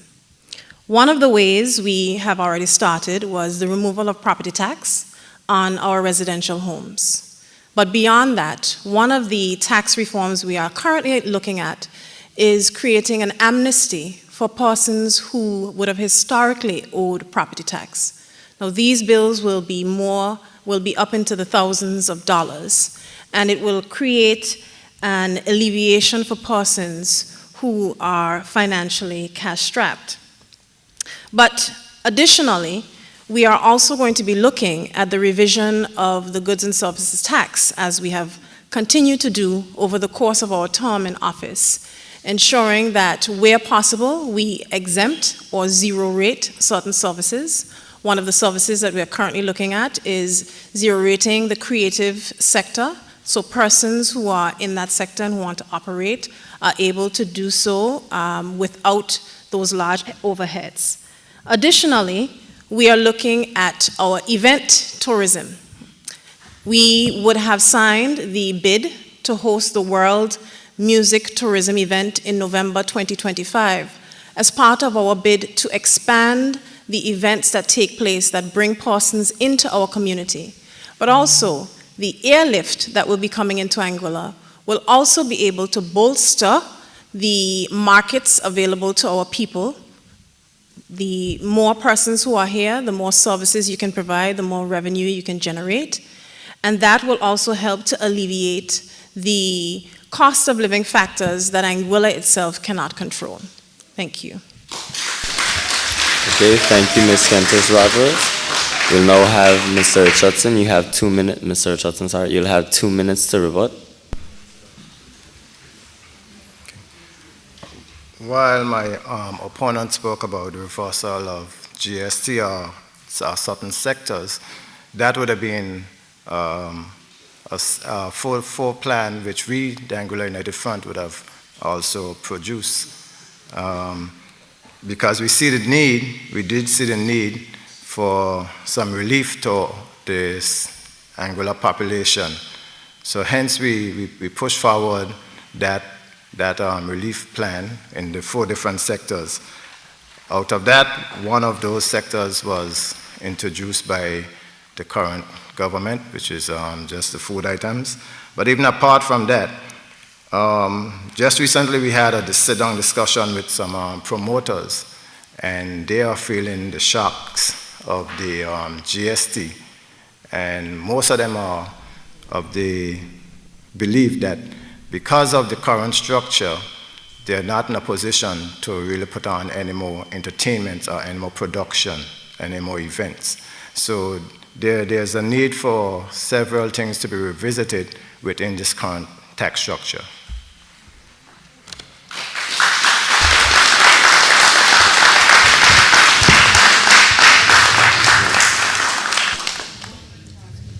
We'll now have Ms. Kentis Rajas.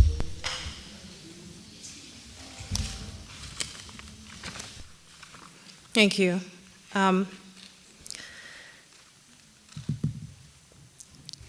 think that records matter when we speak about what we plan on doing for the people of Anguilla.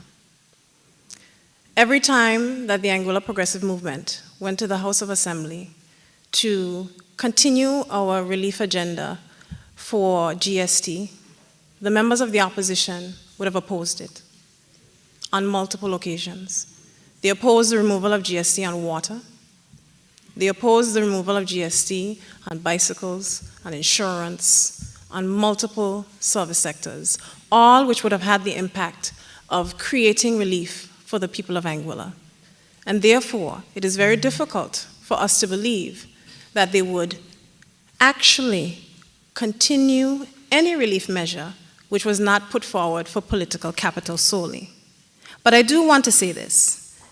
The GST relief plan that the Anguilla United Front would have provided goes back to the second question in relation to how do you balance government revenue streams? And while on one hand we can talk about investing into drag strips and sports tourism, it requires financial capital to do so. And if you cut your ability to invest in those programs, it makes it very difficult for you to champion those causes while at the same time having no financial ability to do so. We came into office with $476 million in debt. We're currently at $332 million in debt. Debt reduction is a youth-focused policy. And if the Anguilla United Front administration was serious about ensuring tax reforms, then they would have made sure that they implemented programs to reduce our debt long, long ago. Thank you very much.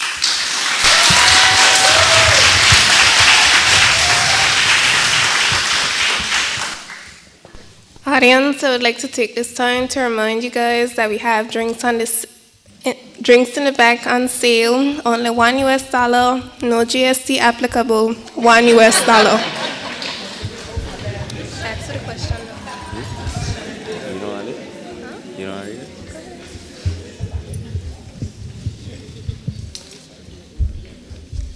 Okay, so we'll now move on to question 3. We'll now start with Ms. Kentis Rogers. As well as we'd like to get 2 questions from the audience. You can find Neil Gums. He's outside at the moment, but he's there. Find Neil Gums and you give him the 2 questions.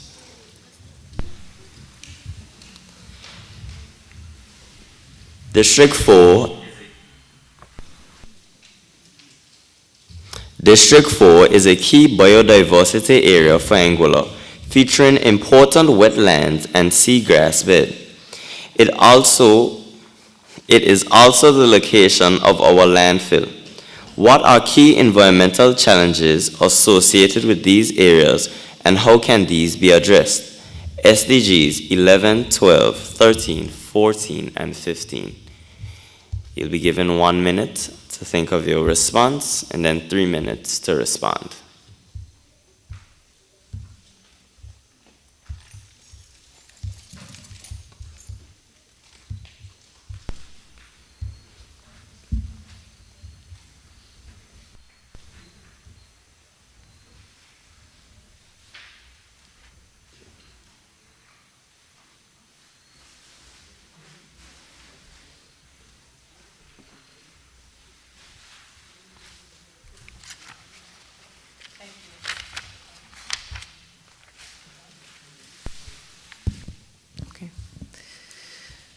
District 4 is a very key biodiversity area for Anguilla, and we can look around, and in Little Harbor you'll see our mangroves.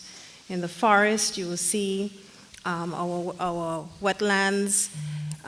Even across to Crocus Bay, there are key environmental features across our beautiful district, District 4.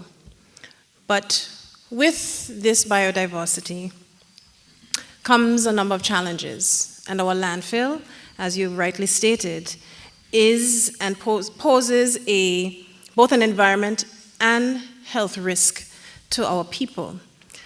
The proposed landfill, or the landfill that currently exists, has a particular risk in that when the leachates go into the aquifer, it has the potential of creating specific damage to our health if that aquifer is connected to our main aquifer. Those are two separate aquifers, but if they are connected, it has the potential to create quite severe environmental and health risks to the people of Anguilla.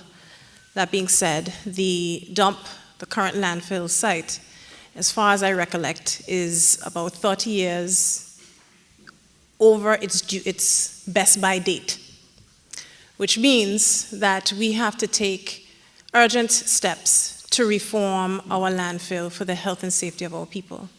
What I can share is that this administration is currently pursuing talks for the removal of plastic, the removal of metal, and the removal of tires from our landfill to help to increase its lifespan in the first instance, and then to move to a comprehensive recycling program that will incentivize our citizens to recycle their plastics and metals while composting their organic waste, which is of course something that will be new to us, which will require some time to get us culturally acclimatized.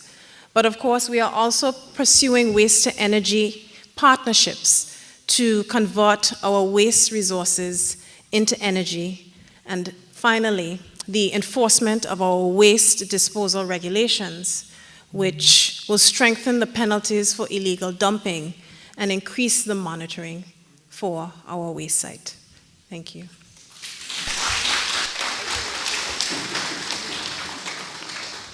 We'll now have Mr. Richardson's response.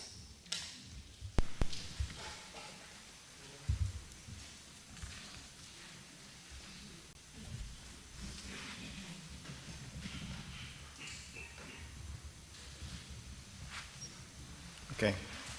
I'll be focusing more on the landfill aspect.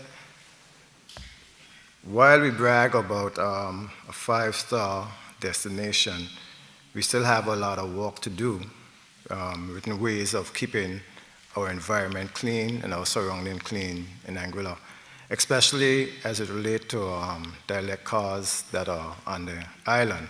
That is something that I agree with one of the ministers on. We definitely need to remove the old cars from around the island and have some kind of facility equipment where we could crush these cars to have our appearance look and the general appearance on the island to be enhanced.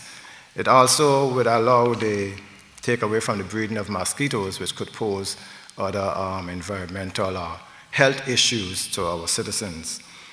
As I visit the Karatov landfill, because of my occupation from time to time, there is need for the restructuring of that area. Waste to energy is something definitely that need to be introduced on that land site. So as a government, next incoming government, that's a plan that definitely the Anguilla United Front will be looking to proceed and move forward with. There are several machines that also could basically chop up the tires into small little pieces, and those tires are also health issues because it's a breeding ground for mosquitoes. So we definitely need to be able to recycle those tires, and they could be used in playgrounds because even in other countries now, they have machines that would actually recycle them, and they could color code them and make them for playgrounds and that stuff. I'm heavy into farming also, and there's a big need for a compost machine that could be put on the site where all the bush and the materials that are dumped on the site could actually be compost and could be used for different areas in farming, whether landscaping and stuff like that. So that's my take. Okay, thank you. Now we'll allow the 2 minutes of rebuttal. So we'll start with Ms. Kentish Rogers. Just to follow on to what was shared earlier, what the government of Anguilla is already in progress with doing is the removal of cars, derelict vehicles from across the island. We would have partnered with the Anguilla Enhancement Project, who are in the back, who would have been doing the hard work of beautifying and making Anguilla something that we as citizens can enjoy, not just the tourists. And so we would have also released funding to ensure that we could remove the derelict vehicles from across our island. And we will, of course, look to expand that program as we are in a more fiscally responsible and stable position to do so. But additionally, we are looking to increase the zones for our waste management, which will allow for more timely pickup of materials to ensure that persons are not dealing with the issues that we see now. We want to ensure that the change or the increase in zones for the waste management will allow for a more effective pickup and a more seamless experience for the people of Anguilla. So realistically speaking, my colleague doesn't have to plan to do it because we're already doing it. Thank you.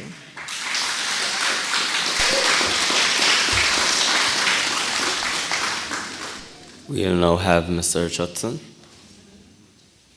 While my colleague spoke about increase in waste management and the different zones, we all could attest to the amount of garbage or litter that we see from time to time as we traverse throughout the island. So that is definitely an area that this current government need to really put some haste into, because as we speak about our 5-star destination, it don't look 5-star when we see the amount of garbage and litter on the sides of the roads.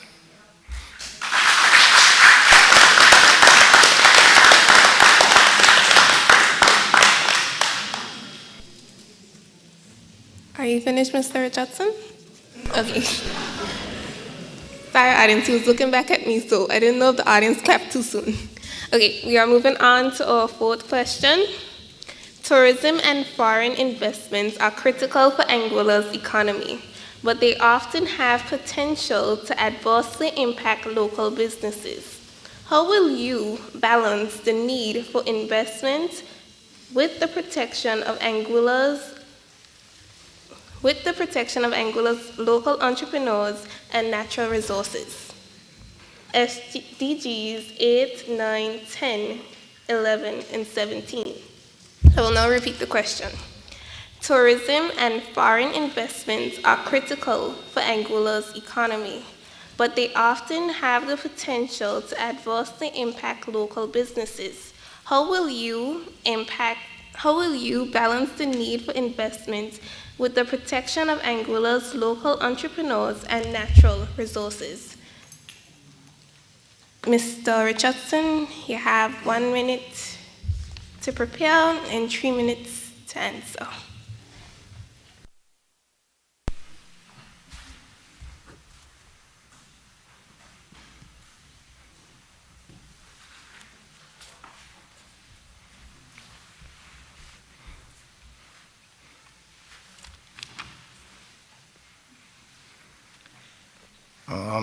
Sorry.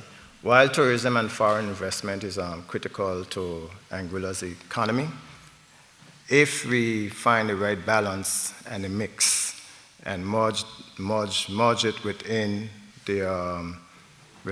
our economy, we can create that balance.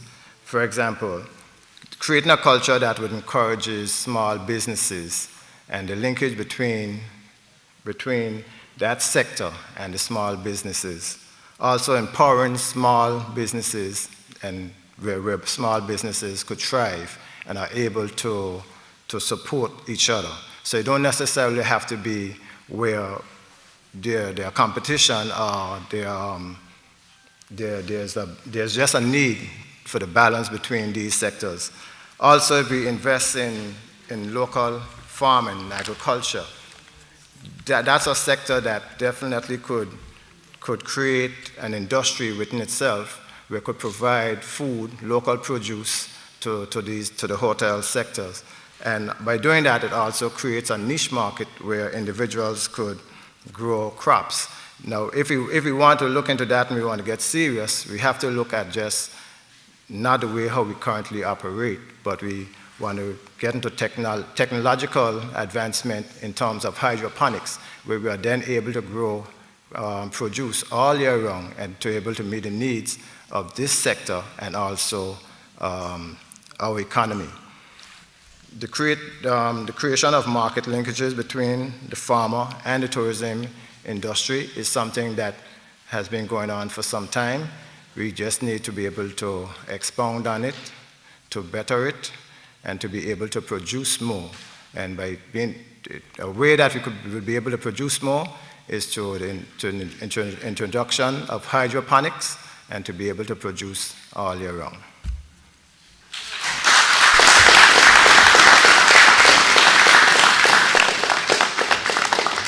Thank you, Mr. Richardson. Ms. Kentish Rogers, you have 3 minutes. Me, right? Oh, sorry, okay. I believe that the only way for us to truly create a balance that's sustainable is to pursue the development of a national development plan. Anguilla is probably one of the few countries that does not operate with a national development plan. And of course, you may understand why not. For many, many years, Anguilla has been facing shock after shock and therefore would not have had the fiscal space to fund the work of a national development plan. But I believe that we're currently in a position where that can be a reality and we can craft and strike the balance for ourselves as to what we want to see. But additionally, in terms of protecting our local businesses, you would have seen the introduction of our youth incubator, which is specifically targeted at our small and young business owners to decrease the cost of the factors of production of them, the rent, water, utilities, their overheads, to assist them while they work, but also creating new pathways for our people. And no other administration would have created pathways in agriculture and fisheries the way this administration has. We have done record-breaking investment in fisheries and agriculture. Over $2 million would have been spent over the last year. Water tanks for our farmers, shade houses for our farmers, an abattoir, a hatchery, the reduction of costs in chicks for our farmers and poultry farmers, which all would have had the impact of increasing opportunity But of course, going further, our Minister of Sustainability, Innovation and the Environment would have formed a partnership with the University of Florida for the training of our farmers in advanced technologies to ensure that this is not just something that we do flippantly, but actually with a plan to reduce our 98% import bill. Now, as it relates to hydroponics, we would have seen the introduction of the hydroponic system by our Minister of Sustainability, Innovation and the Environment, and our school children would have been the beneficiary of that program. It would have gone around to all of our primary schools and will be expanded in the next year. So from the perspective of opportunities for our young people, even in tourism, as we expand our tourism offering, there's of course going to be more opportunity for diverse forms of businesses. And as we look into digital businesses, technologically driven businesses, and the build out of our special economic zone, there are more opportunities for ensuring that our foreign direct partners are directly linked with our small businesses so that they become the direct beneficiaries of their programs. Thank you very much.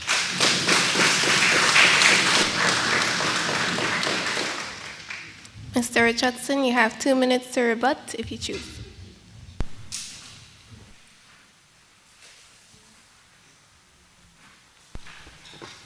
On a national development plan as it relates to this issue, if we want to be speaking about farming, government have to get serious about the water issues that the farmers face. And while we may boast about greenhouses and the different likes, I'm an avid farmer, and we have to be able to reduce the cost of water. That's the number 1 factor within farming. And if you look throughout the valley area, you'll see that a lot of farmers have since deserted their farms and leave them abandoned.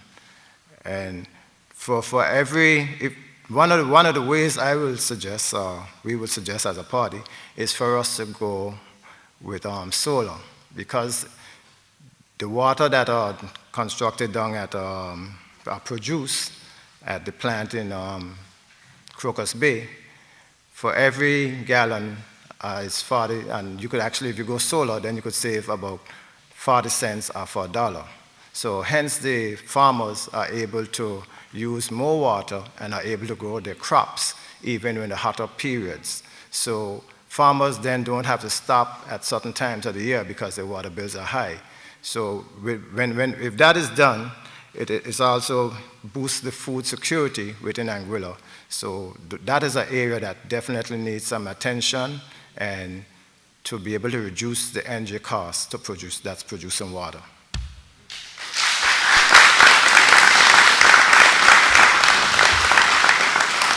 Thank you. Ms. Kentish Rogers, you have 2 minutes.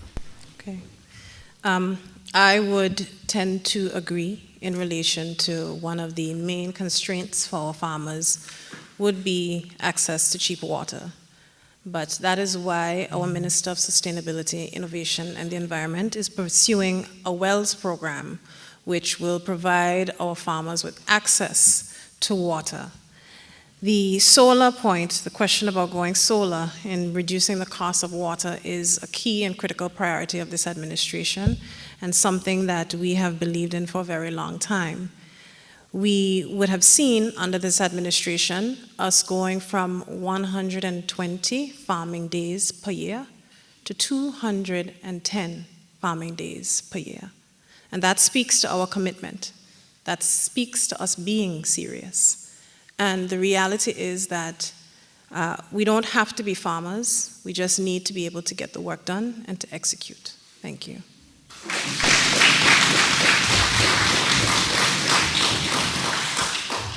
Thank you, Ms. Kentish Rogers. And audience, once again, while we're speaking about water, I'd like to remind you we have water and other drinks on sale.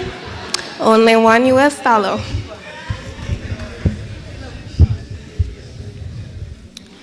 Okay, so now we'll have the questions from the audience. Please be reminded you now have 2 minutes to respond, 1 minute to rebut.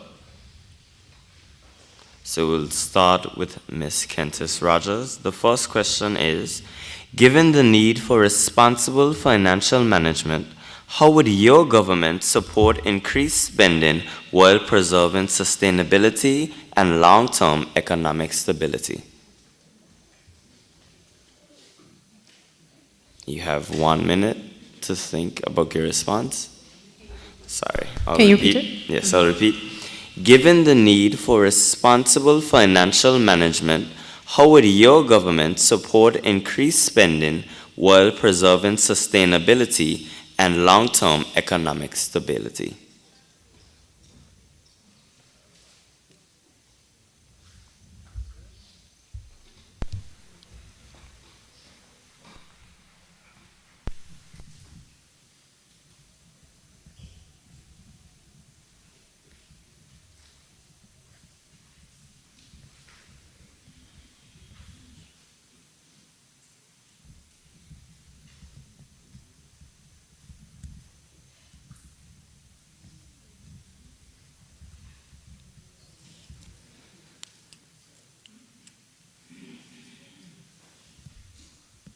Okay, thank you.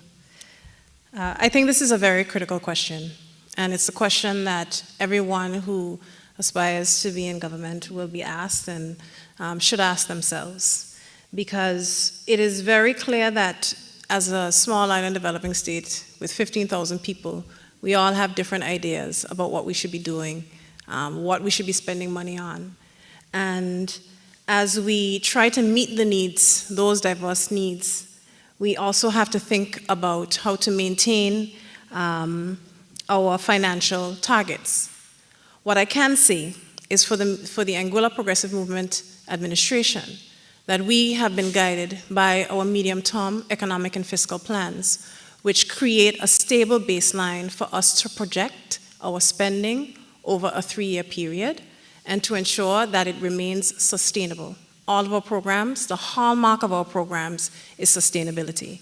Can we afford these programs? If yes, how long can we afford them for? That is the hallmark of the Anguilla Progressive Movement's financial planning. Now, I will say, as I said before and earlier, that part of financial management will also be the inclusion of a national development plan, which will allow us to track even longer than our medium-term economic and fiscal plan. One of the hallmarks of that plan is that it provides baselines. The baselines exist to show us what would happen if we experience a sudden shock. God forbid, a hurricane. There's no wood here. God forbid, a hurricane or another pandemic happens. We have to budget as though we don't know what can happen in the future, what uncertainty Anguilla will face. And that is how the Anguilla Progressive Movement operates. We don't operate as though it'll always be raining, like we will always have access to finances. And I said this before, and I want to make it very clear, that that's the reason why we wanted to hit our fiscal ratios so that Anguilla could be in a better position for long-term financial planning. Thank you.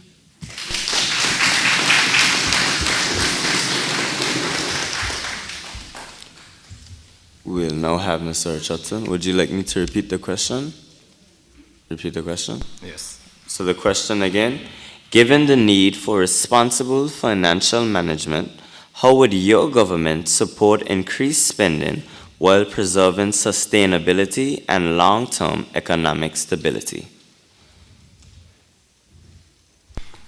One of the areas, some of the areas would be that you have a plan or a vision for which you are projecting. We have to find ways to increase investments to be able to bring in new money. So, and then you also have to be prudent on your spending and to be able to save money in your reserves for a rainy day. But we can't just, it's just like a business. You have to find that balance. You're investing and you're saving, but you have to be still going out there and looking for new investments to actually bring in that new money. That's my take. Okay, thank you. You'll now have 1 minute to rebut, starting with you, Ms. Kentis Rogers. Well, you're asking the question about how our administrations would look at financial management and long-term planning. And again, I would say to you that you have to look at the record of an administration to ask how they would deal with prudent financial management. The Anguilla United Movement, the AUM, would have left the island with reserves when it left office in 2015. When we came into office, we met 1 day of reserves, which meant there was not much that could be done at that point in time. We are now at a position where we have over 300 days of reserves, which means that Anguilla will be able to respond to unforeseen economic shocks better than it used to in the past. That is a hallmark of other persons, other countries' legislation. They are required to maintain reserves so that their country is not sent spiraling every time a crisis happens. We've also been very clear about our plan to grow the economy, which is why we are investing in the development of the new Clayton J. Lloyd International Airport. The business case shows that the single biggest economic plan to grow the economy in Anguilla would be an international airport. So if you ask us, what is the rush? Why is the reason we are investing resources there? It is because the data demonstrates that that is how we can sustainably manage our finances to ensure growth and also to afford the programs that our people want, like drag strips and scholarships. Thank you.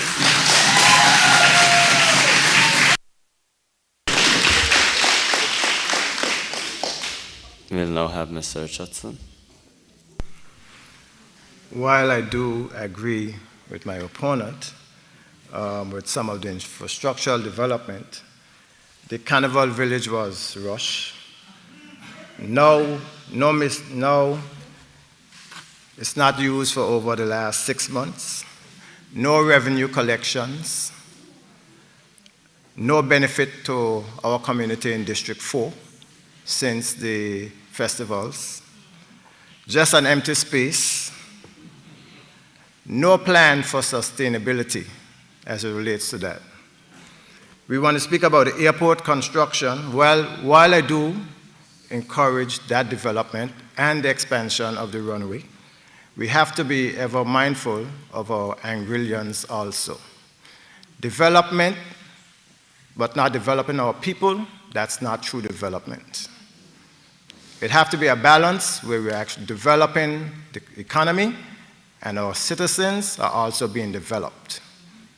I'm not sure how many people in this room can actually say they are better off financially than they were X amount of years ago.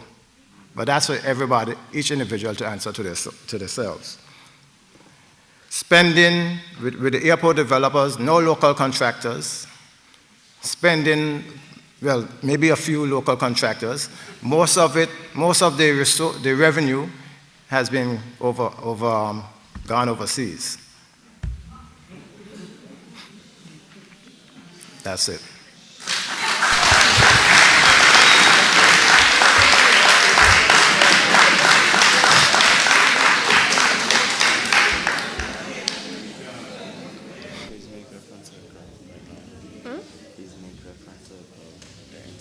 Crowd, again, we will remind you to please be respectful. Please be respectful. Our last question for the night.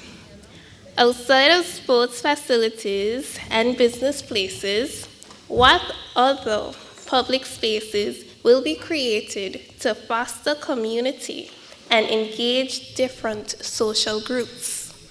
Outside of sports facilities and other business places. Outside of sports facilities and business places, what other public spaces will be created to foster community and engage different social groups?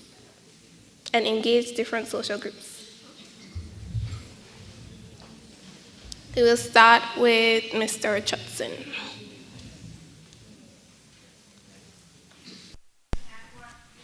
Minutes to prepare, 2 minutes to answer.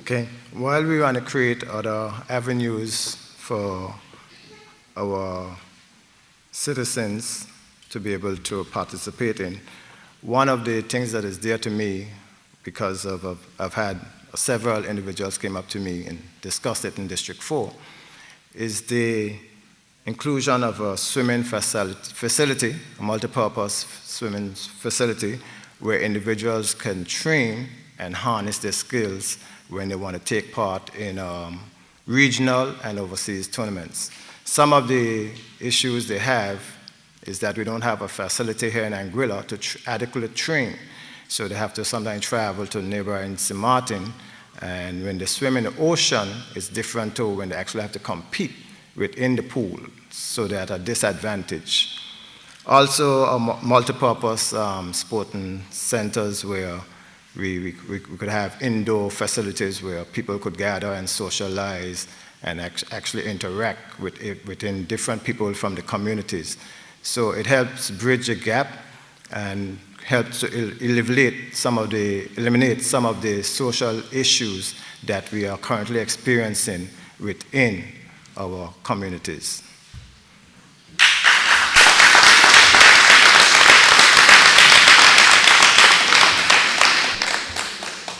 Thank you, Mr. Richardson. Ms. Kentish Rogers, you have 2 minutes. Other than the sporting facilities, you're asking what other facilities can be done to assist our young people? Can you repeat? The question was, outside of sports facilities and business places, what other public spaces will be created to foster community and engage different social groups? Okay. So outside of sports spaces and business facilities, one of the key initiatives of this administration is the creation of more green spaces. And you can look at the agriculture, close to the agriculture, down by agriculture, just across, you'll see our country's first national green space. And that green space allows our people to, on a busy day, come at lunchtime, eat their lunch, relax, connect with nature, or come with their kids, play in the green space. And I've seen it for myself, and I know the impact that it has had on many people who enjoy that green space. What we plan on doing is expanding those green spaces in each and every community. And we already have a partner identified to ensure that each and every one of those green spaces becomes a reality for each one of our communities.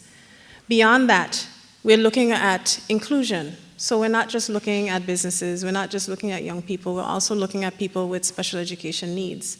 And how do we engage them in healthy ways, in integrating in our society? And what we have is we're looking at creating sensory experiences or sensory parks for people for our young persons and even our older persons who have learning preferences, as they call it, or disabilities. And that way, we as a community can engage with them. I would have seen a park in Cayman Islands that prioritized both persons who are able-bodied and persons who are disabled. And that allowed for more integration, for more interaction between groups of people who probably would not have interacted before. And that needs to be a hallmark of our development if we want to say that we are bringing people together from all walks of life. Thank you.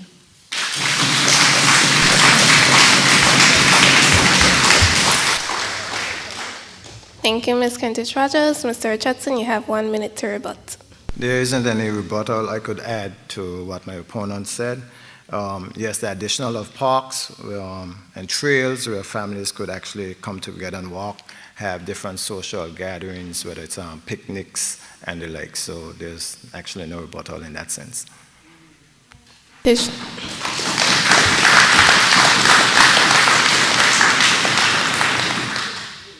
Ms. Kentish-Rogers, you have 1 minute to add any additional information. I'm good, thank you. Okay. Audience, at this time, you have heard our ministers, our candidates discuss the facilities that they would like to implement. I would like to say that the Anguilla National Youth Council is actually the umbrella body for all youth organizations on the island. So when we have these facilities, there will be more organizations coming up. They'll have to be registered under the Anguilla National Youth Council. We are in need of funds to sustainably support these upcoming organizations. Now, we don't want that when these facilities are up and new, they're not being used at a rate that was intended, right? Because they're lacking our support. No, we need y'all support. Again, just $1 US.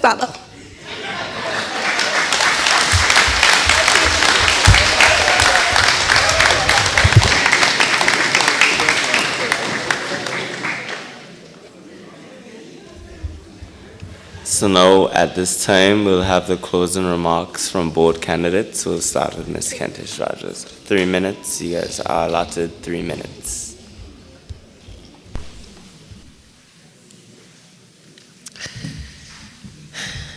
We are on the brink of a new chapter for Anguilla.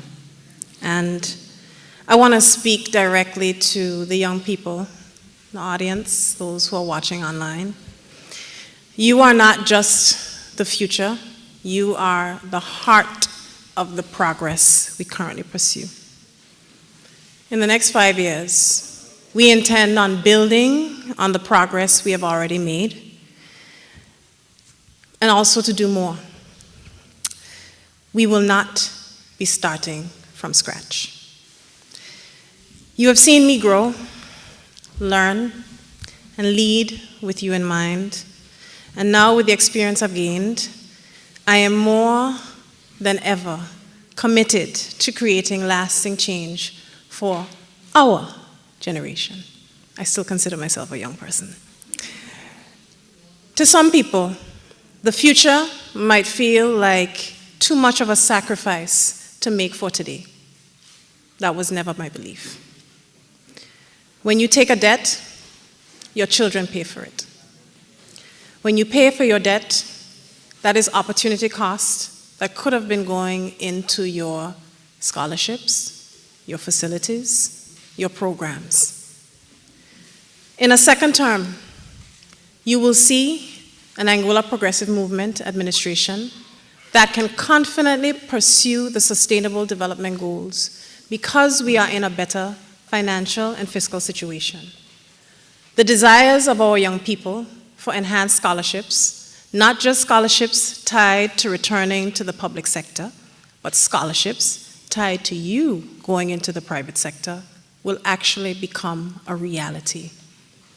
These programs will make it possible for you to live the lives that you dreamed of, not narrowly confined by the resources of our country. You can look forward to more opportunities on the second term of this administration, making first-time home ownership a reality for you with concessions designed to make a home attainable, looking at expanding educational opportunities, moving closer to a national health insurance fund, which ensures that every Anguillian has the care that they deserve, free of cost, because well-being matters. In the realm of sports, we are on our way to the programs and infrastructure that you've wanted to see from the time we started sports development and had names like Shara Proctor and Zahn L. Hughes. It's not just about what we built. It's a foundation we're laying for the future. And I stand ready to lead with you and build on that passion. And therefore, I ask you for your trust again tonight.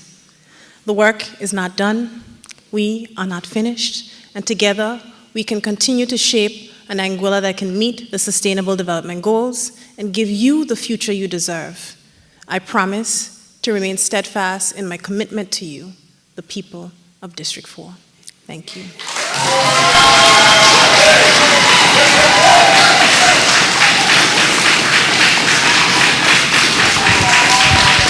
Okay, thank you. We'll now have the closing remarks of Mr. Richardson. The young people are the future of our economy. I am committed to delivering and being that voice and representative for you, District 4, by creating policies and introducing sustainable measures where each individual can thrive within this economy. Many of you have came to me for proper representation. You will have in me someone you can trust, a representative that you will have full access to and would be in the community for you for the full 5 years. And active in the district, working together to bring about real change within our district.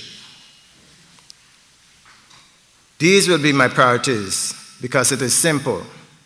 Government is about putting the people first.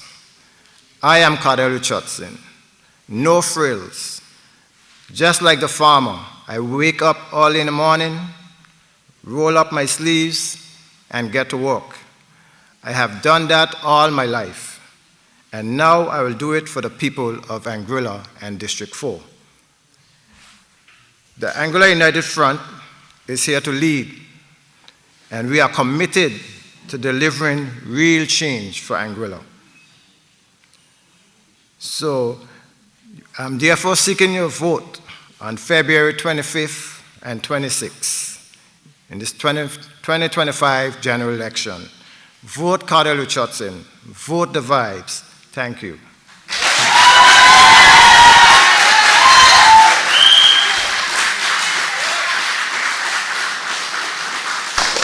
Okay, thank you.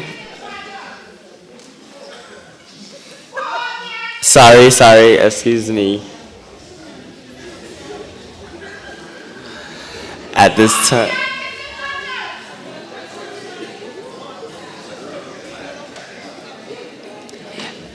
time, the Anguilla National Youth Council would like to thank both candidates for taking time out and participating in these debates. We'll also like to remind the public that debates will continue tomorrow at 6 p.m. at the TRC. The districts taking part tomorrow will be District 5 and District 7. So, thank you guys for coming out again. Get home safe and have a good night.